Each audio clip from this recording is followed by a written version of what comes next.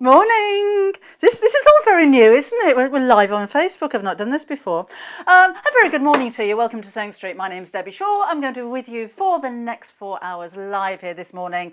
Not alone. Angela Presley is going to be with me in this hour and in the 10 o'clock show as well. And we're going to be back. This is all very new, isn't it? I'm on silent. I'm actually on silent. How weird is this? Now that I don't have myself on, so I can sit and watch myself. I'm having this on because it's a new way of, I can't get off it now, of leaving messages, isn't it? Because we like to have a little bit of a chat on a Sunday morning. So normally I'll be saying, don't go to the Sewing Street fans Facebook page, go to the Sewing Street TV Facebook page, go to community. Don't do that, because now you can leave messages underneath the live video, but I just can't get to them at the moment. So morning Dawn, and morning Angie, and morning Leah, and morning Pam, and morning Alan, and everybody else that's normally here on a Sunday morning. Just can't see where you are at the moment. Everything's just black. Morning Angie, she's there already. I can't even get off it and get back to where I was before. Now I've gone into settings. Do you know, it was going to be a very sensible morning this morning. Haven't been here for a couple of weeks. I thought, no, we're going to have a really nice serious day today. We're going to have lots of serious demonstrations, and I'll do my job properly. And it's gone wrong already, hasn't it? So sorry about that. Oh, morning, Jane. Oh, I can do this. Morning, Gabriel. Morning, Jane. Thank you for joining us at 8 o'clock in the morning. Anybody that joins us early enough can take advantage of our early bird special. And look what we got today. Now, just to let you know, this is polyester wadding. You're getting 2 of those with a couple of pounds saving. When you go to the website, it doesn't look quite like this. It looks like you're going to get a couple of stickers, but you're not. You will actually get 2 queen size polyester bags of wadding for £49.98. Oh, I like this. Morning, Janet. Morning, Carol. Morning, Caroline. Oh, nice to see you. Thank you very much, Carol. I'm going to take one out so I can show you as well. So this is what you're going to get. Okay, both of those, they are huge. But on the website, it looks like 2 stickers. It looks like 2 of those. I don't know. I suppose if they just photographed a big white sheet, then it wouldn't look like anything anyway, would it? But I'm going to do that now anyway. That will never go back in there. Never go back in. That's going to keep me busy later. So it's actually really soft. Sometimes with polyester wadding, it can feel like something that you scrub pans with, doesn't it? This is really, really soft.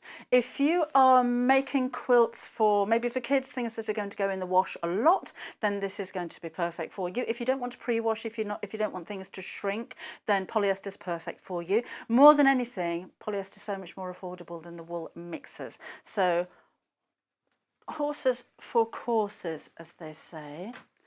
But let me show you the size of what you're going to get.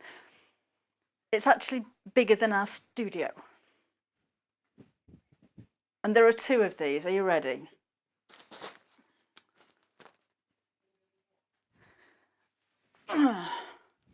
Right. So this is what you get. That's what a queen size looks like. It's huge. So if you just joined us, look at the snow. But that's what you're getting. There's an awful lot of wadding there. It's huge. So it's actually 90 by 108. And that's inches, isn't it? That's massive. Is that queen size? It looks bigger than that. They say it's queen size. So it'll keep its shape, it's not going to shrink, it's washable, it's very, very soft, and it's very affordable.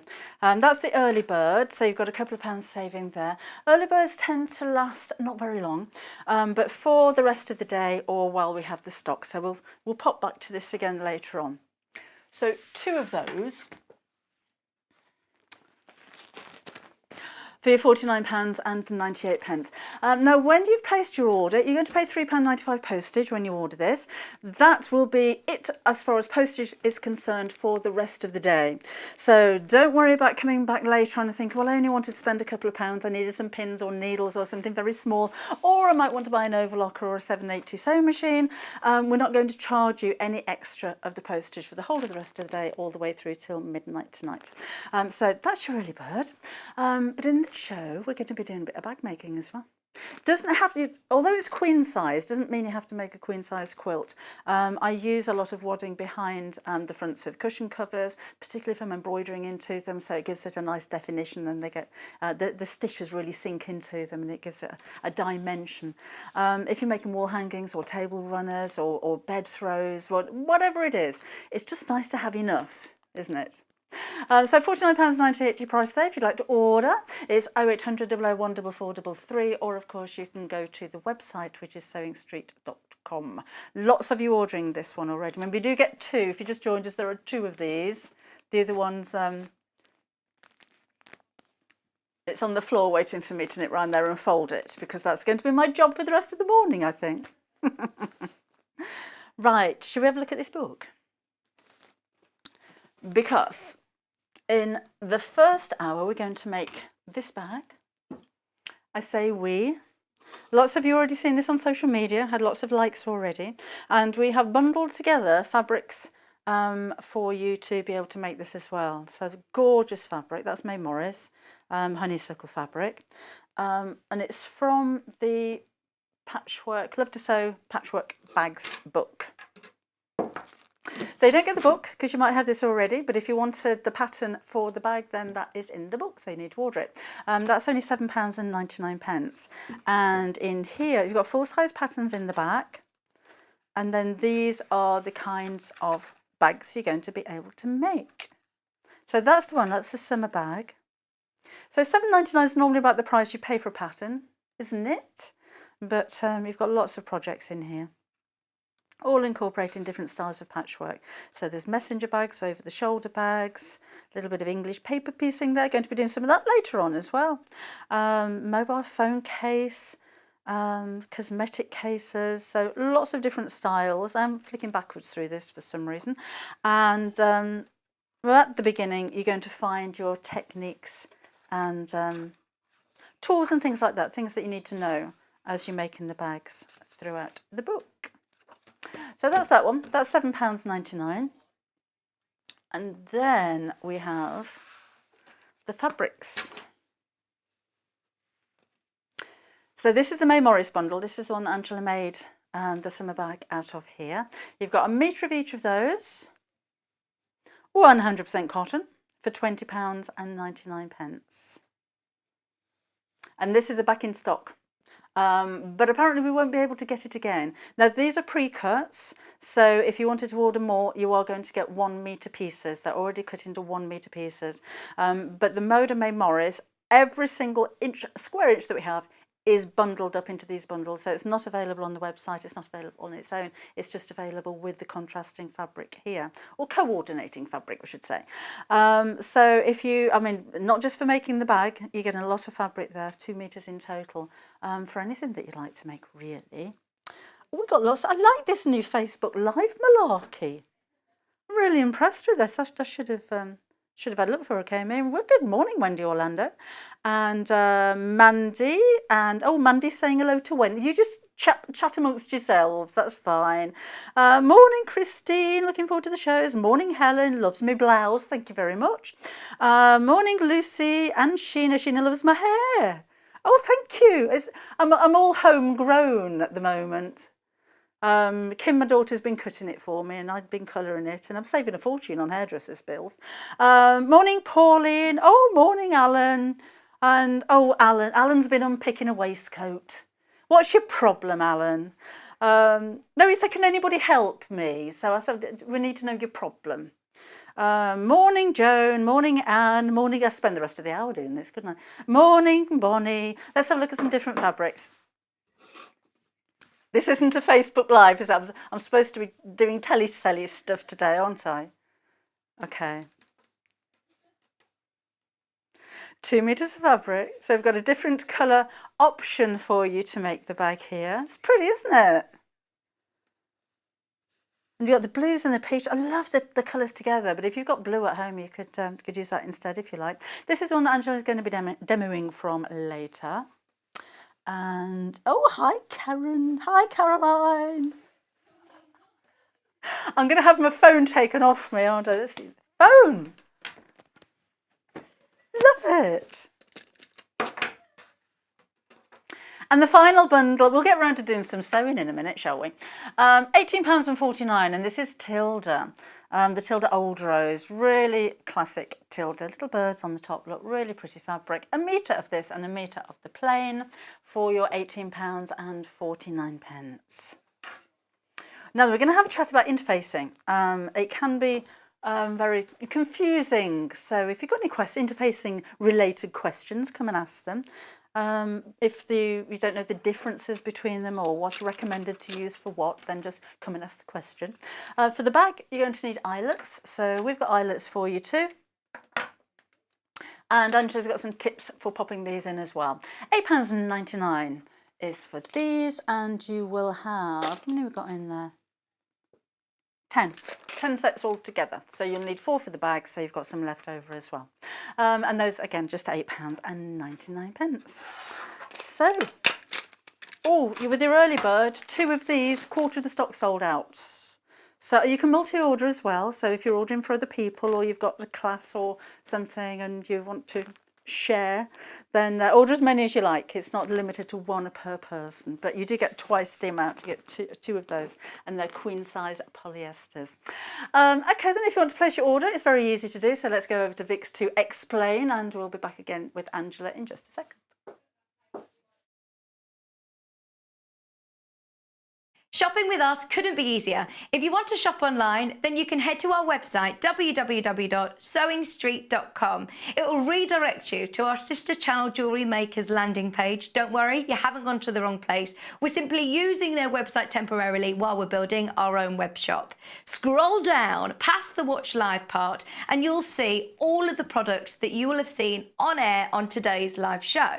You can also shop our catalogue by clicking a category, clicking a product to view closer, and adding it to your basket. Once you're ready to check out, you will need to create an account, which is absolutely free to do so, but it will mean that you can check out on as many orders as you want throughout the day with still only paying 1 postage and packaging.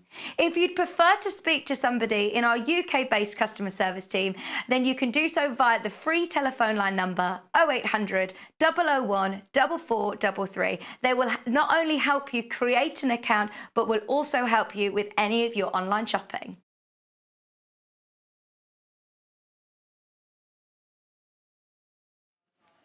Welcome back again, and welcome back to you, Angela. Thank you. Finally we meet. Yes. For those of us who, if you're new to Sewing Street and new to you, tell us a little bit about yourself and your background. Well, I run a sewing school in Kent. Been running it for about 15 years. But before that, I worked in the fashion and textile industry. So I studied textiles, and then I worked with fashion and interior design. Right. So, and I spent 4 years in Italy just after graduating, and then I picked up Italian. I mean, I love anything Italian. And then when I came back, I worked for lots of Italian companies in London. So, and you're going to get back to teaching and workshops open again in September. Yes, so next week. I'm so excited. You know, all my old students are coming back. Mostly, you know, not my old, but you know, my ones I had before, and all the children are coming back. So it's lovely. Yeah, good. Really looking forward to it. So we're bag making. Yes. In this. First of all, how did you find the book? Is it easy to follow? It was great. I mean, obviously it's very inspiring and all the different fabrics and that. But yes, it's very, very simple. The bag we're going to make is very simple to make, and the instructions, you know, it's all laid out very, very easily. Yeah, that's lovely, and obviously the photography is lovely too. So where are you going to start? Well, shall I just take you through the bits of the bag anyway? Yeah. Shall I just take that? So it's kind of like a big sort of bucket bag, isn't it? It's got you know, a main fabric bag and a lining. And I've done a sort of like the basic one, but you could add, you know, a zipped pocket or a patch pocket in it, but I've just done sort of the basic one. But the key features are, I didn't realise when I just looked at it, is it's got some pleats at the base, so that just gives it a bit more volume, so you can get more in it. And obviously the eyelets. Yes. So they're the last thing that you put in. You top stitch around the top and you put the eyelets in and then you knot it like that. So you could put more eyelets in if you like. You can have it as a design feature. You can weave things in and out. That's a nice idea. Yeah, I mean, you've got a pack of, There's how 10 many have you in got? there. 10. Yeah. And you're So you could using have 4 another here. 3 on the front and 3 on the Yeah. back. When I saw a lady on the news and she had eyelets here on the raglan, on the, what's it called? Is it raglan? Yeah. 3 eyelets here. You know, on That's her a nice idea. actual, you know, garment. So they're quite useful, like an aren't they? accessory. So- Just to let you know, with the May Morris fabric, was it a third of the stock sold out? Oh, that's going to go quickly. Yeah, I unfortunately it said on Facebook that it was William Morris, and then I was corrected. It's Mary May Morris, who's the daughter of William Morris. But I know on the selvage it said V&A archive, didn't it? So it's you know it's from the V&A archive. So I don't know whether she actually, because it looks like a William Morris print to me, but I don't know whether it's actually sort of inspired by her. I think she did embroidery. Yes, I think she's more of an embroiderer. But So- that is her design, and she designed it for the V&A. It's a wallpaper as well, apparently. It's a wallpaper, yeah. I mean, it's lovely, isn't it? And obviously with the gold, it just really pops, doesn't it? Yes. I mean, you could mix and match. You could have the handles as gold, couldn't you? Yes. You could, because it's got eyelets on both, and the eyelets are, you know, can use both sides, are reversible, couldn't That's you? a nice idea. Yeah. I mean, to turn it through, it's just got the turning through gap on the side. So, yeah, so it's quite a versatile bag. Look how big it is, though. I like It's a great. big bag. Yes, right. I'll put that there. So these are the pieces. I'll just go through the pieces and then you can see where we're going, and then I'll start. So this is the lovely fabric that I've got here. Shall I hold it up like that? Look there, and you can see I've just like a cat face. Yeah, it does. Is it Hello Kitty? Yeah. And this fabric's gorgeous. I mean, it's not really directional, but I did think it more sat sort of that way, maybe from a distance you can see. Because I don't like my flowers to go sad and droopy. Yeah. You like them to come up. So, yeah, so that's that. So you've got 2 main fronts, and then you've just got 2 linings, which are exactly the same. So what you can see here is I've put, to reinforce that area where the eyelet goes, I've put a little square of interfacing, because that eyelet will take, depending on how much you put in there, will take quite a lot of strain. Yeah. So I put some interfacing on there, on all 4 of the corners. Okay. Well, we're going to have a chat about interfacing, weren't we? Yes. Have we got any questions? Oh, there's loads of comments. I love it. Curtains, eyelets, yeah. Leslie, morning, Stephanie. With the interfacing, we've got H640, we've got interfacing, we've got different weights of interfacing. What do you use where? Well, I've put we instructed to the H640s on the main bag, and then the lining is free of nothing, but you could put a little bit of interfacing on there where the eyelets go, and then you've got H640 on the base. And then I've put, as in the instructions, a heavier weight interfacing on the lining. Sorry, did I say that? H640, the fusible wadding on the main base, and then on the lining, the interfacing. So we've got some actually sewing, quite heavyweight interfacing available for you. There's a metre in here, and that it says sewing, so you must be able to sew through, but it is quite stiff, isn't it? Because I think the instruction said sturdy interfacing, so I didn't have any sturdy, but I've just doubled up with my medium interfacing here. But I'd put that on that lining bit, right to the edge as well, and then just sew it in. Okay, so that's £4.49. It's 1 metre by 30 centimetres, so you've got plenty enough for a few bag bases there. Yeah. And one piece of H640 is going to be fine. You've got around about 1 metre square for that one, and is that £9.99? And again, you iron that on, so that's really easy as well.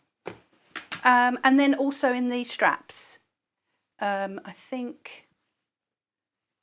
think I've put them in. Oh, naughty me. But I think there's some lightweight interfacing that they say to go in the straps. Right. But I haven't put it in. So, but it is. I think it's in there. But, you know, they're quite soft. You could make them a bit stiffer, couldn't you? Put them, make it... you know. I think with interfacings, it's nice to have kind of a selection of different kind of weights, and maybe some of your polyester and some of your non-woven, and just feel them. Because there's no rules, are there? No, if you want that bag to you... be stiffer, you use a stiffer interfacing. Yes. If you want it to be softer, don't use an interfacing. Yeah, because I mean, if it's softer, you can fold it up and store it. But when it's a stiffer thing, you might like it because you put it on the floor and it stays there upright, and you can just have it by your chair and drop things in. So it's depending on what you want it for, isn't it? Yeah. So the May Morris bundle sold out now, by the way. So lovely. This one's gone. What a surprise. We do still have the pink and the Tilda. The lovely Tilda. At the moment. And that's gorgeous, isn't it, that one? Lovely, isn't it? Yeah, lovely blue. Right, so you've got your straps and your bases. Right, so I'll just show you, the first thing you prep is the pleats. So it's all on the, at the back here. So you've got the, shall I just open this up and show you? So these are all full size. That's brilliant, isn't it? I like a full size pattern. So I don't have to go off to the... I wouldn't know where to go to have things enlarged by 200%. No, I don't. Well, I think it's if you've got the magic photocopier, isn't it, that you can put that through.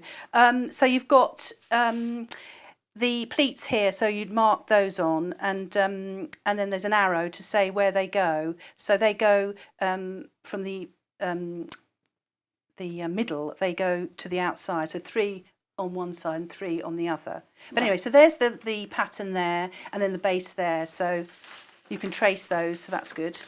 So all the patterns are in there, so that's brilliant. So as you can see here, I've put a dot, a big old, you know, permanent marker dot. It's not really going to be seen, it's going to be in the seam. So what I do is you see that there? So I put a pin in there. Probably have longer pins than this, and a pin in there, like that. Bring those together, stick it like that, and then that, well, it's automatically sort of going that way, and then put it over like that, and then if I just re-pin it like that, so only just one pin's involved. Oh, right, so I stick it in. This is how I do darts, you know, go with darts. Longer pin is probably necessary. So you can just push that together like that. Make sure it's all nice and, you know, at right angles. Go, hang on. I see I've got a little pin here. Nice little pin, but it's not long enough. Right, like that. So that's like that, and then it just folds to the side. If I hold it and then reposition the pin, like that. And I'll do this one. So those all go that way, and then these ones go the other way. So this is a bent pin, good.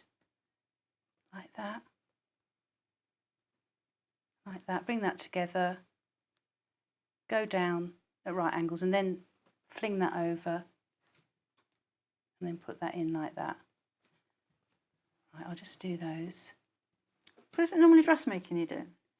Either. Yeah, I teach everything, soft furnishings and toys and bags. Oh, do you? Yeah, because my classes aren't really structured. I do the one-off workshop that, you know, then we say, oh, it's pyjamas or something, or a Roman blind, but most people come, and all 6 people, you know, normally in a class would be doing all different things. Oh. Keeps me on my toes. I often say it's like spinning plates, you know, because once I've sorted one out, then I go round to the next person. But I think it's nice, and I think it's nice for everybody else to say, oh, they go, oh, look, she's doing that lovely top. Yeah. I'm doing a boring old whatever, blind. I think I'm going to do it, and she's got the confidence to do it. So, yeah, and then the children are the same. I mean, obviously I start them off doing all the same, but there's, you know, and I can't hold them back. Some of them really whiz and very quick. So they all end up doing their own thing. But there's a set curriculum for the children. So what I'm going to do is I'm just going to do a tack within the seam allowance. So the seam allowance is 1/4 of an inch. But as I'm, you know, a bit metric, I'm going to say a centimetre. It's about 0.75 something, but, you know. But you can use the side of the foot. Hang on, where's my thread? Lift that up. Ooh, it's woken up. Morning. I've got a walking foot on here because I just mainly I'm going to get a bit nearer than that. You know, I just keep it on my. You keep yours on, don't you? Yeah. Yeah. You could make it a longer stitch actually, because it's just a sort of basting. You know, I'm not going to sew over my pins, but just as I get there. So this is just to keep it in place. I cringe when people sew over their pins. Yeah, I just want to get on it. I get on the pleat. Yeah. You know, like that. Then if I can pull it out. Yeah, I might sneak in an odd one myself, but I don't encourage my students to do it because they go a bit mad anyway, the speed. Morning, Lynn. Tracy says, hi, Debbie. Worried that the flappy bit on the wrist pin cushion could get sewn into the bag. Oh, well, should we wait for that? Wait, in anticipation. Yeah. Oh, yeah, that's true. Look, well, who is that? Who's told me that? That's Tracy. Tracy, look. It's health and safety. Look, there we go, look. Honestly. There we go. Right, off we go. Oh, it's come on. I've done that. It's come undone. Now look what you've done, Tracy. Oh, I'm just going to stick it in there, you know. A little pleat. They're very small little pleats. Anyway, you could do a pleat like that on a pair of trousers, can't you? Yeah. Or a skirt. It's the same method. As long as it's not too wide, you can get your pin in. I've sewn English paper piecing to my skirt before now. Have you? Sitting in the evening, just doing it on your lap kind of thing. Yeah. And I did actually cut a hole in the skirt because I didn't want to unpick the English paper piece. Oh! But then you could patch up the skirt with With some a English hexagon, paper. yeah. Right, so I've done those two. I'm connected. Right, so side seams. Oh, I haven't done that one either. Let's just go through that one. I've pinned that anyway. Just It's quickly a good storage bag, this, actually, isn't it? Yeah, it's like a bucket. Keep your isn't knitting it? in there or your crafty bits and bobs. Bits and babs. You can't have enough bags anyway.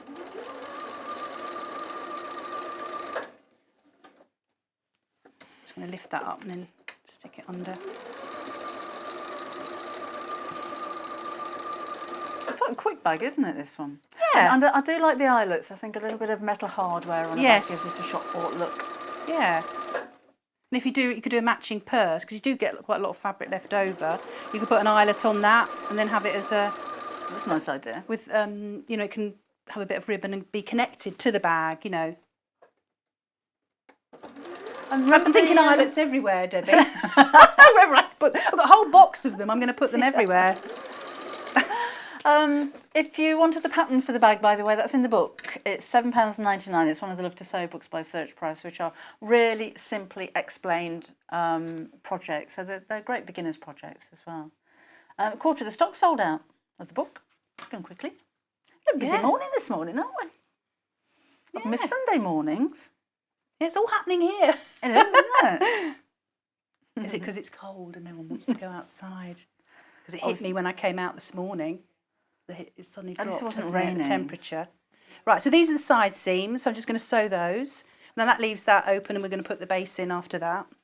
I have a problem with the dog when it's raining. She's frightened of the rain. Oh, I've heard that. We haven't got a dog like that. And it was hilarious yesterday because she went to the kitchen door to go out and it was raining, so she came back in and went to the living room door and it was still raining.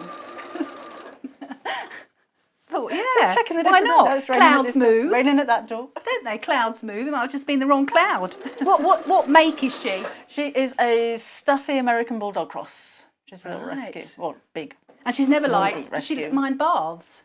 Well, she doesn't like water at all. No, she doesn't mind baths. She'll happily go and jump in the lake. Yeah. Oh, okay. But it's just water rain. from above is just freaks her out. Right. Yeah. If it starts raining while we're out walking, I've never moved so fast. Oh, terrifies her. Really? Yeah. Oh. Hi, Rosalind. Rosalind's got sausage fingers. There you go. Best wait a while before I get sewing. Yeah, I'd find a cure for your sausage fingers before you start sewing. They might be a bit greasy on the fabric, maybe.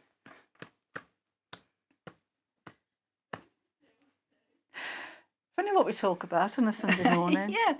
Morning, Sarah. Does she mean she's all fingers and thumbs? Is that the I don't know. She says, I love the bag. I have sausage fingers while typing.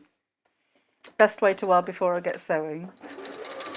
Morning, Tim. Oh, she's having a sausage sandwich.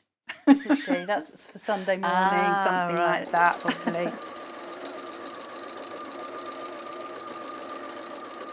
If you've got any questions, remember, you can come and ask them. It's I love this Facebook Live. How long have we been doing this for? About a week or so? Yeah. Brilliant. So, What a nice idea. I mean, people could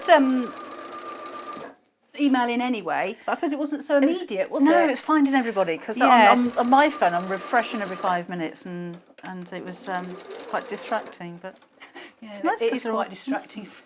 Oh, we've got little hearts floating as well. Oh, what? Oh! I love social media. Yes. Look, there we go. Oh, Leslie's dog doesn't like the rain. She says mine's the same. If Frog marches me home if we're out and it starts to rain, I'd never move so fast. It's a shame we're in the wrong country really for that, aren't we? Just a little bit of drizzle. So you've got I've got to mark the quarter. So what I did when I had it, I just ironed it like that, and then I knew where my quarter bits were, and I put another big old dot there. Mm. So that's got to go in right sides together. Let me put it that way. And I probably would open up my seams like that just to avoid the bulk. I might zigzag them together as well, depending on, because I would say, just to add a reinforce, to do a straight stitch and then a zigzag to seal that edge as well, because that would be awful, wouldn't it? I mean, often when you make stuff for yourself, you make it so strong, don't you? Because you know what you're going to put it through. Once you've made it, you don't want to go back and have to repair Denise it. loves the fabric. Oh, Rosalind is all fingers and thumbs. Now she's mentioned sausage sandwiches, may be tempted. Sandra says, where's Neil? I haven't got a clue. Morning, Dawn. Sue says, my chihuahua refuses to go to the loo in the rain. And Amanda says, morning. Sorry, she's only just got up. We were talking about you. Stop talking about Amanda now, okay, because she's here. Okay. Morning, Amanda. Right. Fit this in here. Morning, Morag. You've been on nights. Jack Russell doesn't like to go out in the rain or the dark. Are you on call this morning? Morning, I've Julie. got a Jack Russell cross, and he's just mad for any old walk he is. Really? Yeah. He's a right little rascal. Oh. So I'm just pinning in. You might have to stretch it a bit, but it does fit in. Depends how accurate you have been with your little pleats. Yeah. And obviously you're pleating with the wadding as well, so that makes it a bit more, doesn't stretch so much. I think bag bases as well, it's one of those occasions where plenty of pins. Yes, exactly. Morning, Barbara. Oh, Morag's got the weekend off. Lovely. Had a chance to get some sewing this weekend, Morag.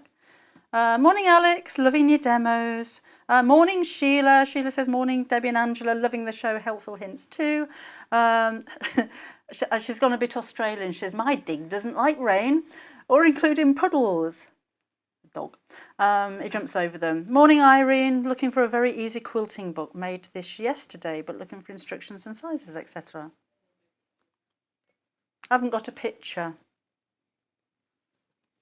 There may be a very easy quilting book for beginners coming up later on. In fact, it's just up there, look, with some... I think that's been deliberately placed so that you can't see the book. Who's and the that light lovely shining off lady it. there? I don't know, something. She's dreadful myself. Oh, never stops I've heard a lot talking. about her. Yeah, Sounds I know, nice all though. bad, She all sounds bad. lovely. I'm just changing my pins because I had them going that way, and I'm thinking I usually sew on the bit that's going to give me the most grief, that I've got to stretch into the base, because I might go merrily sewing the base and go, oh look, it's all got rucked up on that side, so I want to sew that side. So if I pin them like that, then I can see them. Okay, good idea. As long as they stick out, look, and you can just pick them up as you go. Shall we have a quick flick through this book while you're pinning the base in? Yeah, and then I'll sew round it. So, how many projects have you got in here?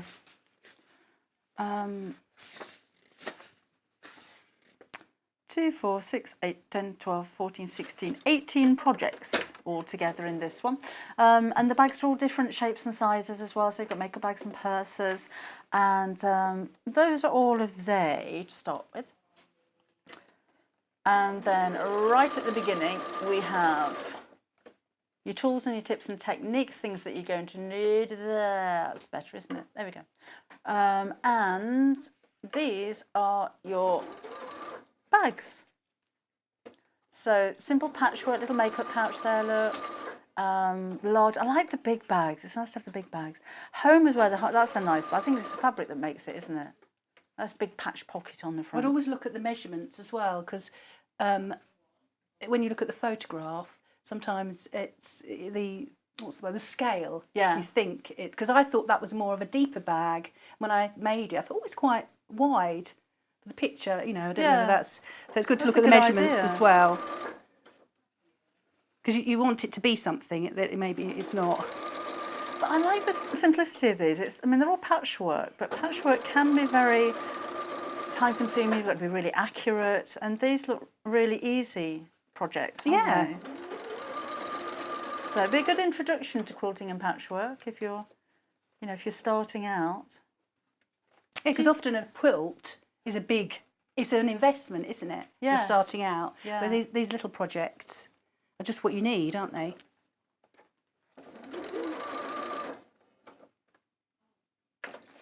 So, patchwork bags, it's called.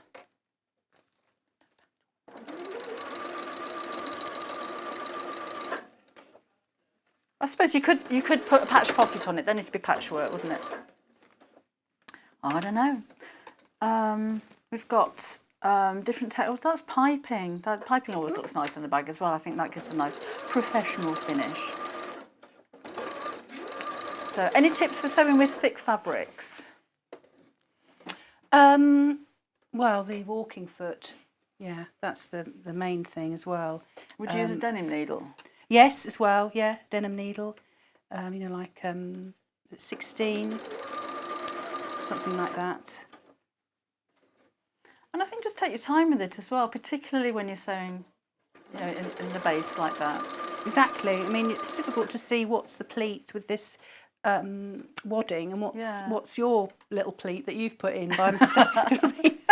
Just be aware of that. Though, I'm just warning you. I'm just preempting it. Amanda's got a fair weather dog. If she does get wet, being a fox terrier, she's quick to dry off. That's nice. Morning, Tricia. Morning says, morning, Debbie and Angela. Loving the bag demo. Loves making bags. Morning, Susan. She says, hi, Debbie and Angela. Waiting for the hat demo. I wouldn't send you a hat. Certainly did. The hat demo is coming up at 10 o'clock. That's the one over there. Caroline bought some H640, but it won't stick to the fabric with steam. H640 is, it is iron on, and it's normally steam with H640. So you got it on the wrong side. It should have knobbly, if it's got the knobbly bits, and if you've got the right one, definitely H640 with knobbly bits on. It should work with steam.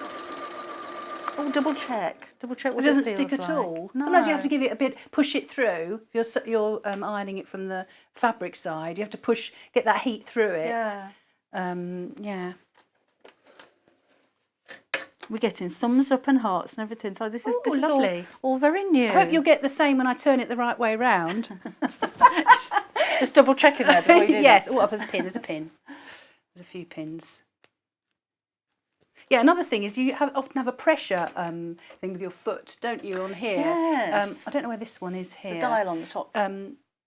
Oh, it's Yeah. that. Okay, I'm thinking of like a little knob thing. But yeah, that will, you release that a bit and then it can flow through with thicker fabric as well. That's such. I tend not to bother with. I forget about the presser foot pressure dial. You do. Yeah. But when you're sort of troubleshooting, you should have a list of things that you sort of go through. There's a little button on the general purpose foot as well, that little black button as well, and that will help you get through That locks the as foot, well. doesn't it? Yes, because Stops it when you're doing going to get over things, I Yeah. often find when you put up jeans, and you Yes. go through that really thick, what's the seam called? It's a flat fold, isn't it? Flat feld, that's it, yes. It's so thick, isn't it? And you've Yeah. turned it up, You've got double whatever that is. Anyway, look, there we go. So that's that. So and you do the same with the lining. Shall I put the lining one in? Yeah, we've got time. Okay. I can see what I'm doing a bit more here because it's a plain fabric. Not that I will. I did watch what I was doing then. This fabric's your favourite one. Is it? At the moment, Yeah. yes.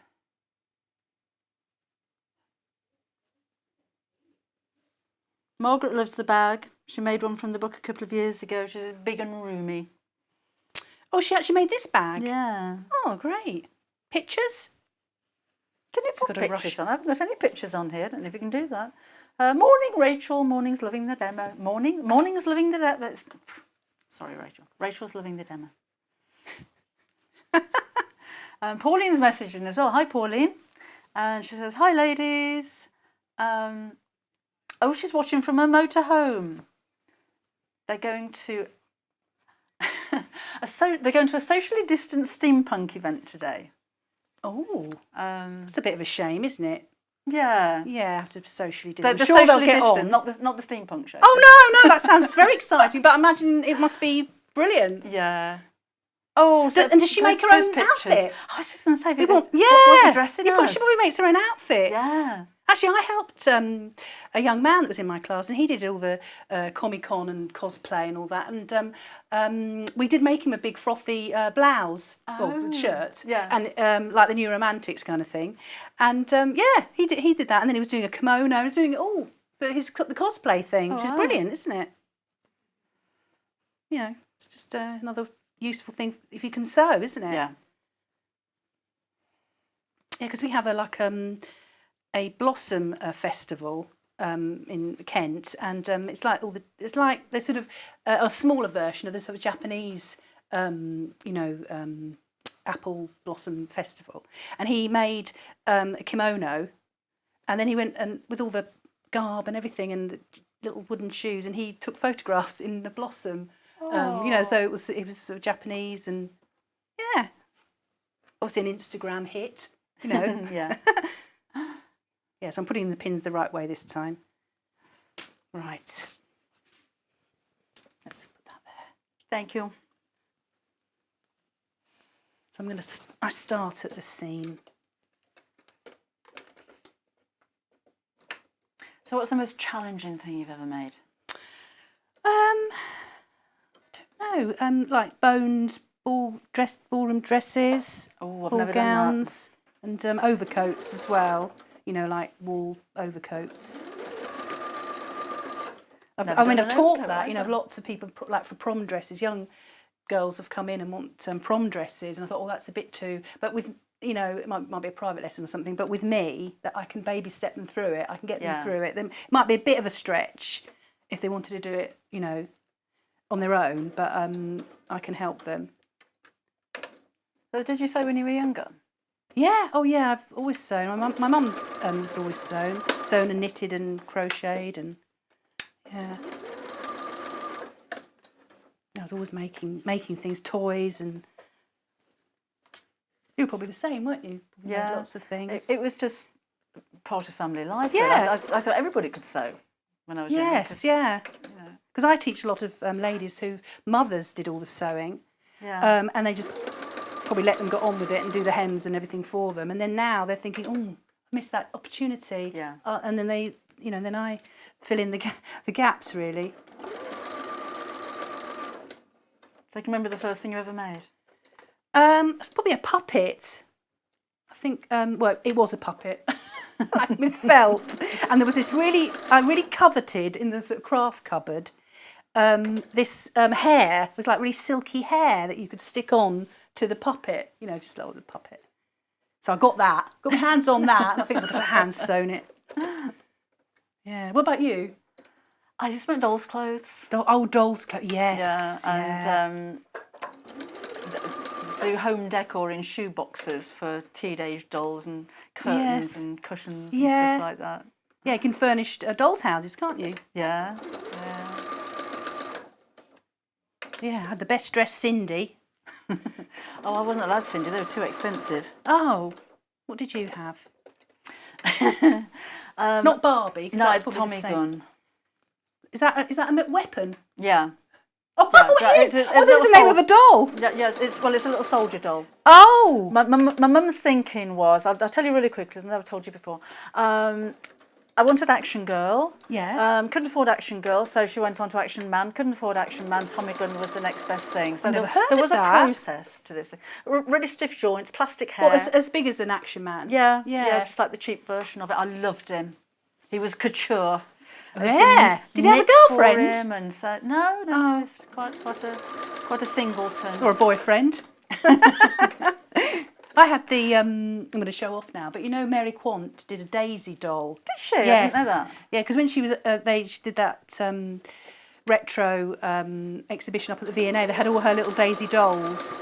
And, it was, I just had a few outfits, but what she did have is a little pamphlet, I remember it, an outfit for every capital city in the world. So, you know, it's probably a bit stereotypical, but you know, she had a proper outfit for wherever she was going. She had all this curly hair. She was quite small, but very stylish, obviously, because it was all Mary Quant designed. You know, so when we went up to that exhibition, we went, "Oh look, I've got the Mary Quant and the same outfit and all hot pants and you know, and the Daisy featured heavily." Oh, But, I didn't know that. Learned something new. yeah. Morning, Hillary. Hillary. Hillary, not Sillery. Sorry, Hillary. I can't. It's just not working today. Hillary says, "Hi, lovely ladies. Thank you. Watching with my grandson Elliot. Hi, Elliot. Hi, Elliot. He sometimes likes to sew with it. That's nice. Loving the bag and loving the chat. Brilliant.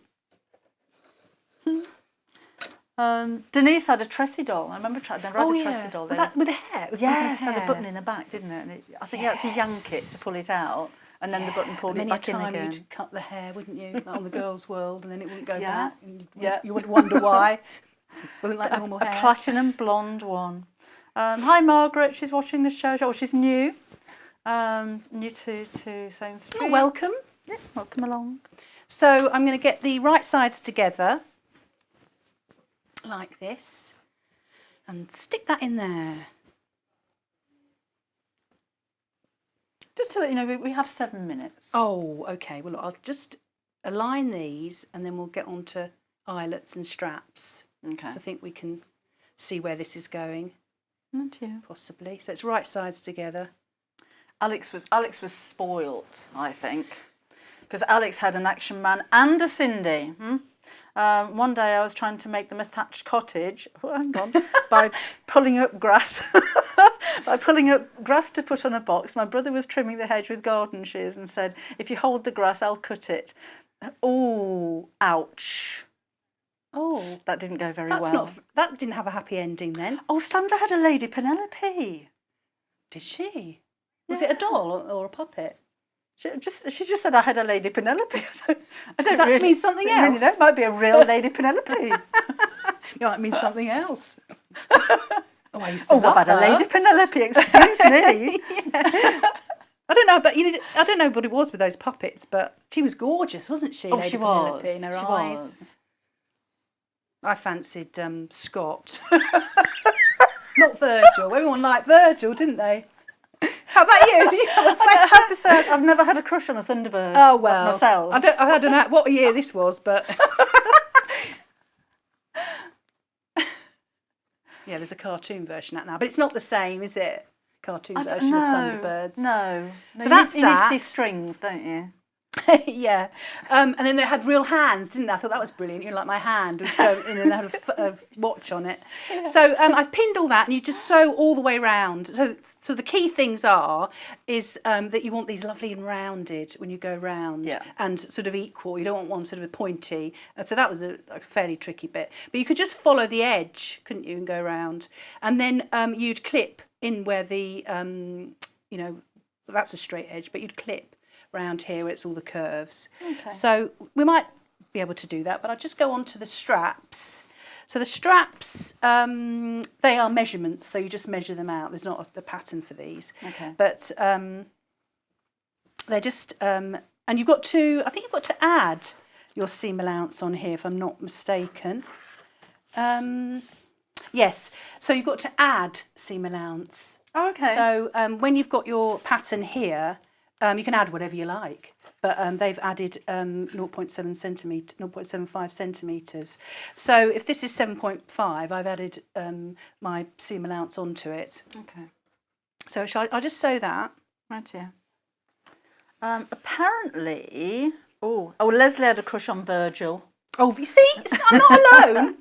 Lynn had a Miss Vogue doll in the 1950s. Oh, no, I don't know that. Hi, Debbie Harris. Christine had Tippy Tumbles. Tippy Tumbles? Alan's fixed his V-neck's top. That's what's that, about 4 years in the making, Alan? Sue had a Sheena doll with growing pull-out hair. An old lady. What, Sheena Easton? An old I lady. think we're my showing mum our knew. age now. Might be more modern Sheena. Oh, so it's a very posh one, this one. She had silk and satin dresses. Hi, Kirsty. She had Pippa dolls. Just realised I was on tortoise most of that, so that's why I'm a bit slow. I was on tortoise there. I'm on hair Lady now. Penelope was modelled on Sylvia Anderson.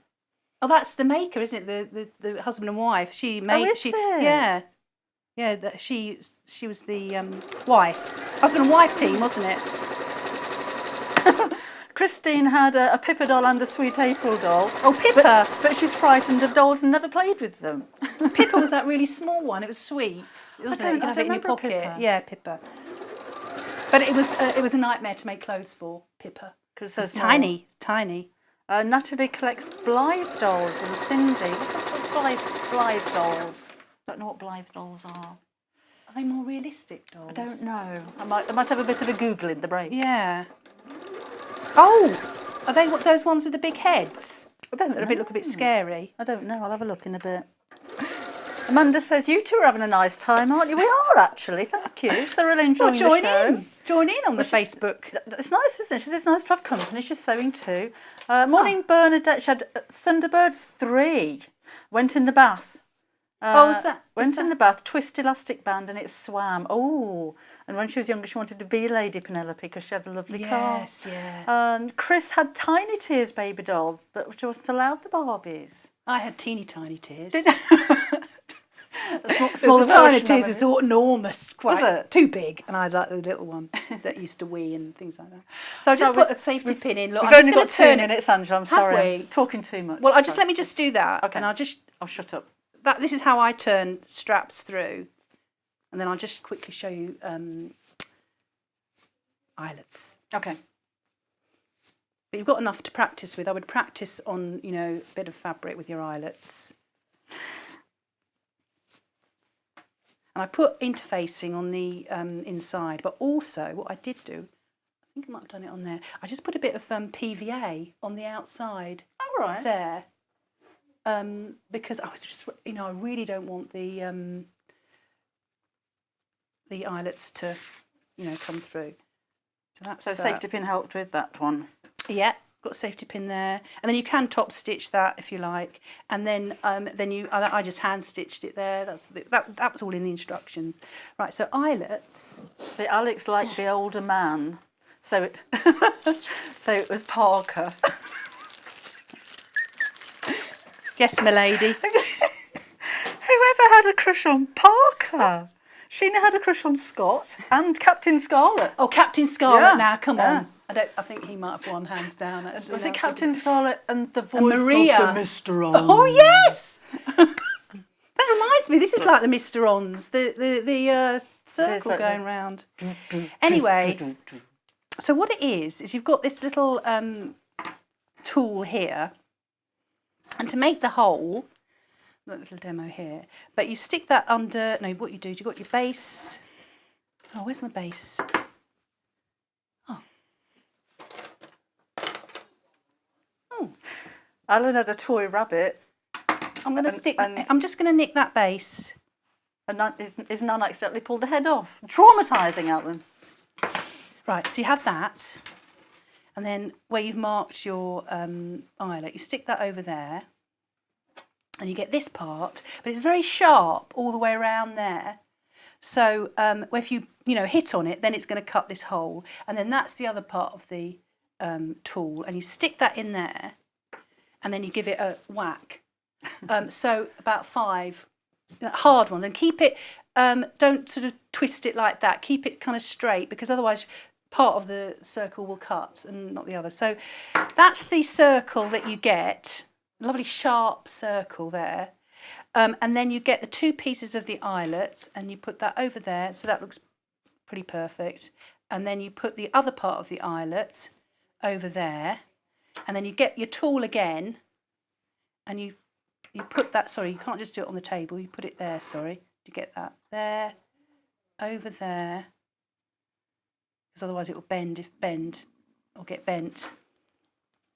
And then you stick that on there like that, okay? And then you give it another good old whack. And then sometimes that gets stuck in there, so you have to sort of prise it off and just be careful. And then that will, the bottom bit will bend over and seal it. So that's okay, but what I found is that hole is really quite loose on there, and if it's going to take some kind of weight, it might, split, and that's the last thing you want. As I said, I did put PVA on there to like sort of belt and braces kind of thing. But what I did is if I just get a pen, I just did it like that, and I just cut a cross like that, and then cut there, and cut there, and then I pushed this through it. I kept trying to push it. If it's didn't go, I cut it a bit more, and then made it really so it really sealed round there. So it's a bit of trial and error, but it was really tight because that hole is a bit loose. Okay, so that's what I did. Okay. So that's what I'd recommend, and then hey ho, you can eyelets all over the place. You're going to be wearing them. Yeah. I'll just do a few here in the meantime. Could have had them around your hat. Yeah. So you're back again at 10 o'clock with said hat? Yes, with my hat. So I've got more demonstrations then. If I give you a reminder of the bundles that we've got left, I'll do that in a minute, Sharon. Let's give you a reminder of how we're going to shop. So back over to Vix again. So we'll do a bit of swapping around, and I'll take you through what we've got left in a couple of minutes.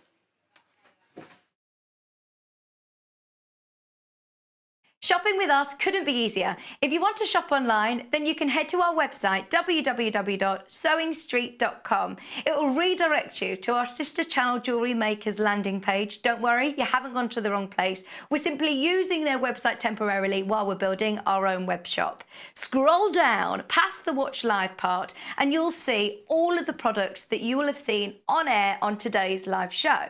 You can also shop our catalogue by clicking a category, clicking a product to view closer, and adding it to your basket. Once you're ready to check out, you will need to create an account, which is absolutely free to do so, but it will mean that you can check out on as many orders as you want throughout the day with still only paying 1 postage and packaging.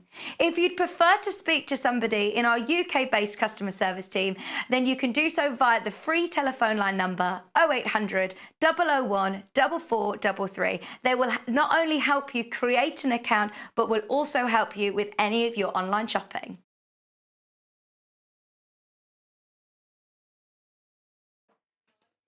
So the May Morris bundle sold out completely. This is the bundle that Angela was working with. And this is the plum, Tilda plum. It's really nice quality. You know Tilda's really good quality, don't you? But it's really beautiful, really smooth fabric. And you've got the contrasting solid peach there as well. That's £17.99. We have less than 20 of those left, so going quick as well. And then we have more Tilda. This is really, I love these colours. There is a metre of each of the fabrics in the bundles, by the way. So this is Tilda Old Rose. I think it's really classy, really elegant fabric. And I love that ducky kind of pale teal kind of look. And you've got a nice bright lining with that as well. I'm just saying there's plenty of fabric left over. So if you wanted to add zip pockets or patch pockets or anything else, or make a matching purse, then you've got plenty of fabrics to do that with as well. So 2 metres there for £18.49. For the bag, you're going to need your eyelets as well. And these have been really popular. I'd multi-order these, you know. I like to keep a few in stock. They're £8.99. You're getting 10 in the packet, and they're really easy to apply. So sometimes these eyelets, you need special tools and everything. The tool's actually included in it. So all you need is a hammer, something to give it a whack with. Again, that's £8.99 for those. And then if you wanted to make the bag, it's from the book, which is Patchwork Bags, of lots of different shapes and sizes, and not altogether patchwork. But the value that you're getting here, I mean, consider the price you pay for a pattern, and there's actually 22 in here altogether, or 22 projects in here altogether. So hints and tips and techniques, and then onto the projects. Large and small, some are zipped, some aren't, some are a little more complex than others, but really simple instructions with the Love to Sew series, very easy to follow, and really pretty bags. So using purse frames as well as your dynamic duo.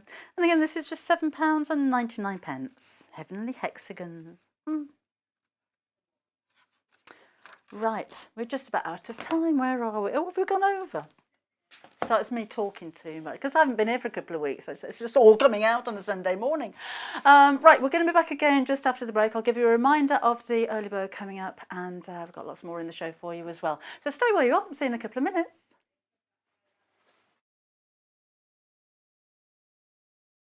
Hi, I'm Debbie Shaw, and as a professional sewer, I really know how important it is to use a high quality thread. Well, you think about it. You spend a lot of money on your sewing machine, you'll spend a lot of money on fabric, and you'll spend a lot of time sewing. So why let your thread let you down? I know a lot of our designers and customers prefer to use Aurifil thread. Now, this is a family business. It was established in 1983 and they're based just outside Milan in Italy. They produce superior quality threads for domestic and professional sewers alike, and they've achieved worldwide success with quilters, sewers, embroiderers and textile artists who all appreciate the versatility and the strength of these threads. It's all made from Egyptian cotton, which is grown just at the side of the River Nile, and Aurifil only use the long staple threads, which gives their thread that strength. Each one of these threads goes through 15 steps before it even gets onto a spool and then comes to you to use in your sewing projects. Now at Sewing Street, we've collaborated with Aurifil and we've brought you two collections of threads. So we have the Quilters Collection, and these are exclusive to Sewing Street. We've done a lot of research with quilters, and these are the colours that you prefer to use. So we put a whole collection together for you. The second collection is the Essential Collection. So this is for the homemakers, for the bag makers, for the craft sewers, for the dressmakers. And again, these have been proven to be the most popular colours that you're going to use. So if you want your projects to last longer and your seams to be stronger, invest in some quality thread.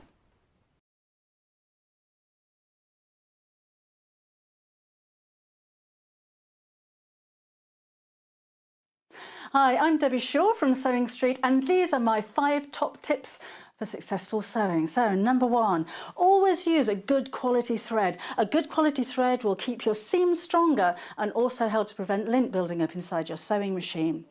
Tip number 2, if your project isn't going quite according to plan, put it down, walk away from it, come back again the next day and you'll probably find that things don't seem half as bad as they did.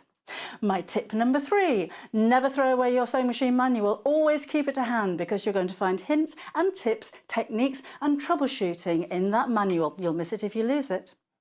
My tip number 4 is to read your pattern instructions before you even cut out your fabric. Different manufacturers of patterns will give you different instructions, different ways of constructing your garments and different seam allowances. So to have a successful garment, you need to follow the instructions precisely.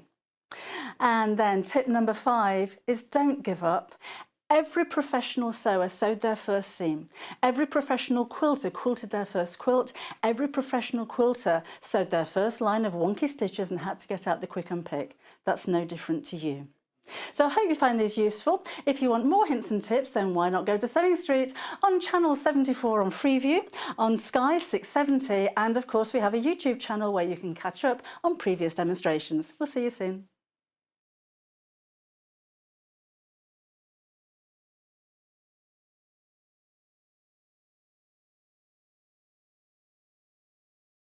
Would you like to take part in our weekly competition?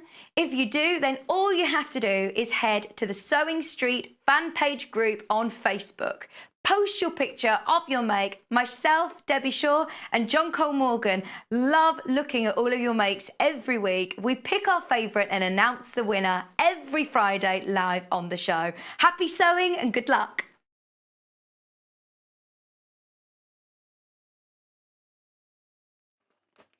Welcome back again. Now, it's all about panels in this show.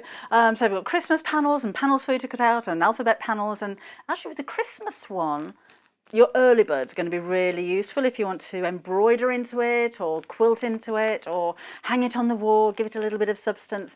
Your early bird is selling so quickly, honestly. You're getting two of these, two queen size sheets of polyester wadding for £49.98. So it's a couple of pounds saving. So it's £10 saving. What are we talking about? A £10 saving, which is not to be sniffed at, is it really? If I show, I'm not going to open it all out because because it's so big, but I'm never going to get it back in the packaging. It kind of burst out of there. It's 4 times this size, basically. It's absolutely huge. 90 by 108 centimetres. You imagine 90 by 90 curtains, which is your patio window size. That's the size that you're getting here. It's massive. But it's incredibly soft. That's what surprises me about it, because sometimes with polyester wadding, it can be very thin and very flimsy. If I just hold that up, you can see it's solid, so it's nice quality. There's no kind of shadows or clumping or anything, so you wouldn't know that was polyester when you feel it. It's so very soft. So for quilting, if it's a quilt that's going to go in the wash a lot, then polyester's ideal. If you don't want to make something queen size, cut it up. So you can make 2 single sizes out of this, or if you're using it for panels and things like that, for table runners, for bed runners, for wall hangings, or just to add that little bit of, you can use it for bag making. There's no reason why you couldn't maybe use a bit of 505 spray and put this behind your fabric if you're making a bag. I've done that many times before. So you could use it instead of your H640. Obviously it's not fusible, but if you've got some spray adhesive, then that will make it fusible, which is just really handy to have. Now there are 2 of them, so that's an awful lot of wadding, but if you wanted to split this between yourself and a mate, or if you're going to go to workshops and classes, or you're holding them maybe, and you want affordable wadding for your students, then I'd order a few of those. But it's serious, at £49.98, just under £50 for 2 of those is really good value for money. So, really busy for those.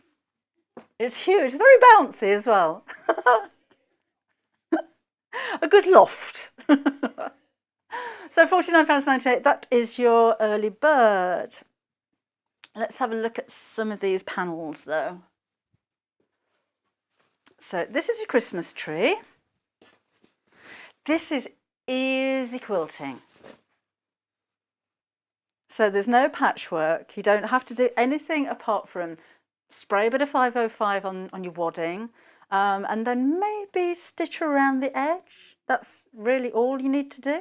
I'd go around the borders myself, so it looks as though you've pieced it and you've stitched in the ditch, but you don't have to. But if you wanted to, you could then maybe add a little bit of metallic thread onto the baubles and the stars. Look at the little bird there. Oh, we've got really traditional little trumpets and drums and gingerbread man and snowflakes. A really classic design. I love the background as well because it's got script on it. So it's not just a plain, the creamy colours. Actually got snow, holidays, joy. So it's got a really nice kind of texture to it. And then around the border on the red there, you've got the holly there as well. But classic colours, a really classic design, and very, very simple. Maybe you don't have the room for a tree. You could just have this as a wall hanging instead, couldn't you? I'm not a fan of real trees, but there again you can rent them now, can't you? So that might be a better idea. I don't like the idea of chopping trees down just to let them die over the Christmas period, just for our entertainment. Not a fan. So maybe this is going to be an alternative for you. 100% cotton, really nice size on this as well. So it could be a cock quilt, could be a wall hanging, could be a table runner, but just an easy decoration for Christmas time, and that's really big as well. It's only £14.99, and that is great value for money. It's really pretty, loads of detail on this. Holiday, joy, let it snow, different type on there as well. It's subtle, isn't it? But it's more than just plain. Adds a little bit of extra quality to it. And have a look at the detail on the tree while we're there as well. So I shan't open it all the way up. If I do that, let's have a look at the toys. So we've got the little birds, the teddy. So you just know in these boxes are Captain Scarlet and Lady Penelope toys. This one will be your teeny tiny tears. The rocking horse, that's pretty. I've still got our rocking horse up. Myself and my sister. For my first Christmas, we had a rocking horse as a gift, and I've still got it. But look, it's a dappled pony, isn't it, this one? I did paint our rocking horse in brown gloss when I was younger. I'm amazed I didn't get into trouble. And I cut its hair and everything. But I had it all restored, and that's a dapple pony now. It's all black and white and got proper hair and everything. Right, we're down to single figures for this one now. So if you'd like to order, do so soon, please. It's £14.99, and it's really big. Now, staying with a classic Christmas theme, we have Santa. You get very good at folding on Sewing Street. Right. Another big one. It's nice fabric as well. It's really nice quality. There we go. Here he is, look. So £14.99 again is your price. Still got lots of detail in the background. He's got holly on his hat. He's got green gloves. And then, is there a house? Oh yeah, we've got a little scene there. Oh, you could add some gold thread to the windows and the snowflakes down there, couldn't you? So he's just climbing down his chimney. He's got bells on his sack. He's got little drums in there. Love all these highlights as well. It's almost, you know, like he's got lights on there. There's a bells, look. Oh, if you've got LED lights, you could pop them through, couldn't you? And they could go in the houses. You could make this really special. Little houses in the background, look. Oh, look. Morning, Alison. Morning, Edna. Sheena's first dog was a poodle. She called him Pom Pom after Torchy the Battery Boy. I used to love Torchy the Battery Boy. They used to play Torchy the Battery Boy in the Middle Blue Peter, if I remember rightly, when Valerie Singleton and Peter Purvis and John Noakes were on. So £14.99 is. Oops. Sorry, Santa.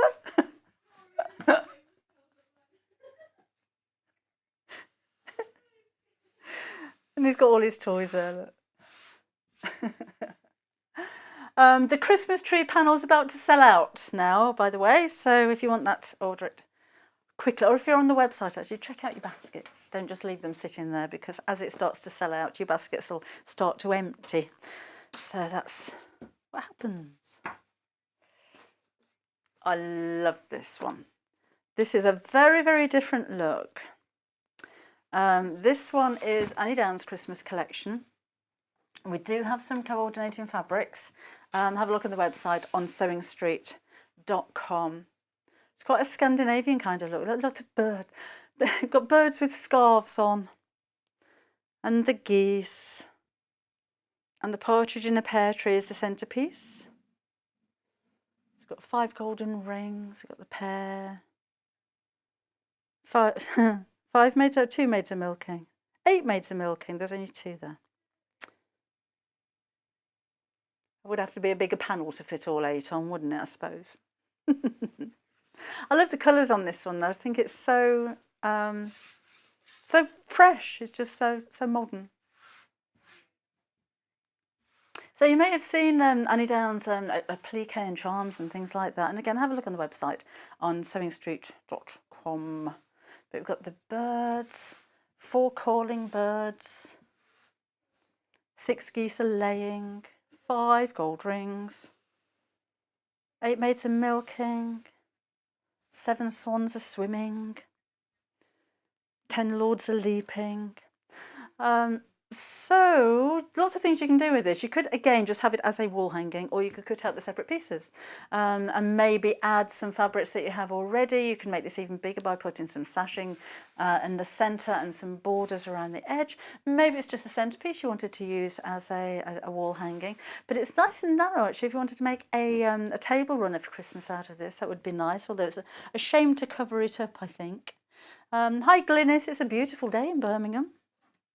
Apparently, it's pitch black when I left home this morning. Hi, Glenys. Here till 10 o'clock and then got to go on catch up because she's going to church this morning. Well, at least with us being on Facebook now, then that's going to be there forever, isn't it? So you can just keep watching whenever you like. I wonder what we're doing now. So it's a bit of a novelty for me, this live Facebook thing, because it's the first day I've done it. So.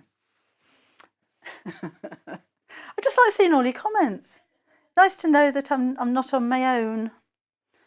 Hi Angelina. Hi Shelley. Oh, that's really sweet, Alan. Thank you. Right, do your job, Deborah. Okay. £9.99 for your panel there. I'm just going to be in so much trouble. I don't really care. But we're going to have to move on. Because I'm bored of that one. That's just have to move on.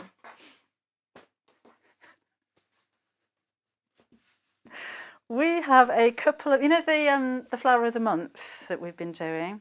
We've got mistletoe and a wreath for you. So these are a little bit extra for you. I love the grey colours. Isn't that pretty? So you've got 2.5-inch strips and your mistletoe panel. So if you're making if you're having a collection, or if you're making a quilt with all of the panels, then you've got 2 this time. It's £9.99, and you've got a couple of labels on the bottom there as well, designed and printed here in the UK. And then you've got that really nice long strip of fabric that you can use whatever you like. You can cut them into strips and use them the same way you would do a jelly roll. You could use that as the backing of a cushion cover if that's what you're going to make from this. It could be a bag and that could be a lining. So you've got a lot of fabric to play with there. So that's £9.99. And then we have the wreath as well. You can make a table runner out of those actually. I don't know what we're doing at Christmas this year. I think it's our turn. We didn't have anybody around last year. It's a bit boring, really. We carried on working. That's the wreath. So again, classic colours this time with the reds and the greens. And again, you've got all of those 2.5-inch strips that you don't have to cut into them if you don't want to. This one you could really go to town. If you have some seed beads or very, very tiny red beads, you could go over all of the beads on there. It's almost got a cross-stitch kind of feel to it. The leaves are all printed with like a fabric, so it's got texture to it as well. Do you want to have a look close at that?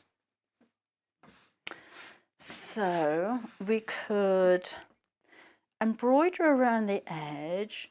Oh, Hannah Producer's just come up with a nice idea. So she's saying about using the strips as strips hanging down that you can clip your Christmas cards to. So you could have this as the main panel at the top and then have your strips hanging down kind of underneath here. So it'd be a bit like that, wouldn't it? And then just clip your Christmas cards to that. That is a nice idea. So Christmas special flower of the month with these, £9.99, and that is your excuse me, flower wreath. You see what I mean about the fabrics? They've got spots and checks and things on them, so they actually look like fabric. Still watching Facebook. Right. So we have more books for you as well here. Your Langholm Styles accessory book is full of nice ideas for Christmas as well. So it's smaller projects, things that are easily achievable for any level of sewer.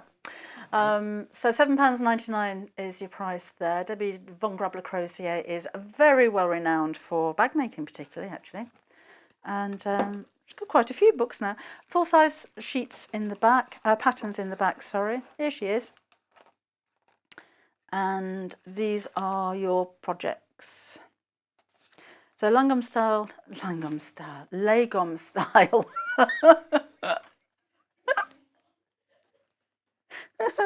is it's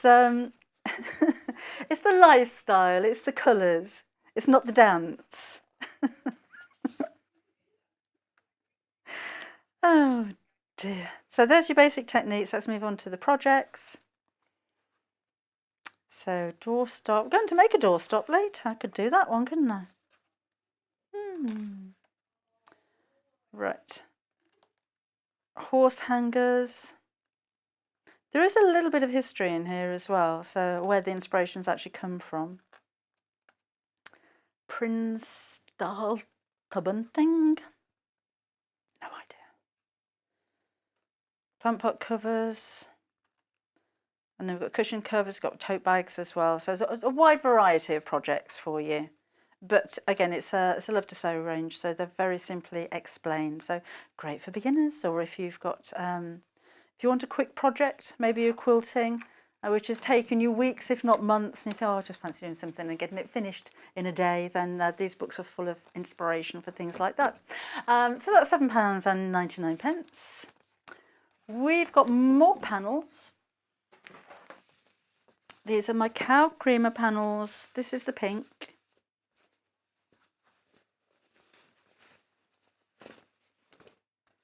Right, these are really big. And these are based on my actual collection of Victorian cow creamers. So this one is Bessie Clarabelle and Betty Sue. I didn't actually name them. That was Tom, who was the designers. There you go. But what it's done is taken like some of the flowers and everything on the cows are actually on the cows, but it's taken some of those designs, like for instance this cow, and actually made a sheet of fabric out of it. Now the reason we've got it this way round as well is deliberate, because you can make a full-size apron out of this one piece. So normally with the panels you see them going across horizontally. This is the pattern going vertically, so that's quite a nice size if you wanted to make an apron. Or you can make 2 half aprons with it. I'm thinking kitchens with this. I think it's very kitcheny. So accessories, maybe you've got the oven glove set, tea cosy set already, and you just wanted to make maybe a few placemats and things. You could use the squares for those as well, or pockets on your aprons as well. So that's £19.99. That's the pink option. We do have a green option, and got different cows on the green one. There we go. Dawn made a tray cover using the panels. I can't remember who it was that made a pelmet for the curtains. It was really lovely. All right. So if you've got a Welsh dresser, that'd be nice, wouldn't it? A little bit of cow decoration. So these ladies are Daisy, Dorothy, and Penelope, Lady Penelope. Don't know which one's which, but I'm kind of thinking Penelope's the top one because she looks a little aloof. There's the upright panel that you can make aprons with, and again Tom has taken the design that's printed on that cow and made that into fabric with matching a gingham style.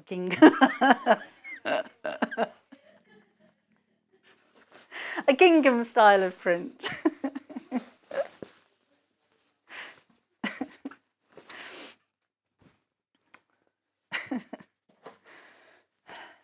If you've just joined us, sorry. It's Sunday. These things happen on a Sunday. Sorry about that. I'm not in next Sunday. No, I'm not in next week. I'm in on Thursday and Friday. I don't know. Do you want to look at my bobbins one as well?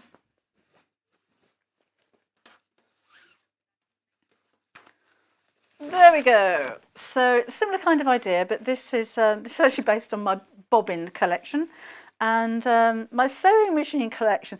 I seem to collect a lot of stuff, don't I? I do actually collect a lot of stuff. Oh, makes me happy. So that's actually a children's sewing machine. And I've got quite a collection of bobbins. All of the names have been changed by the way because of copyright purposes. So all of those bobbins have got my name on them. It's a little bit self-indulgent, I know. Lots of things you can do with this. I'm thinking sewing room accessories for your sewing room storage, maybe little cubes. I deliberately had these printed like so instead of one in the middle and everything else around the edge because I didn't think you were going to make a quilt out of them. I thought you just cut those out and use them to make small storage cubes or patch pockets and things like that. I'm thinking bags or maybe a sewing machine mat or a dust cover would be good. £19.99 again, and it's 1.5 metres by 0.5 metre in length. Talking of sewing room accessories, the perfect fabric to make something from my book. This is the author of the best-selling Half Yard series, apparently.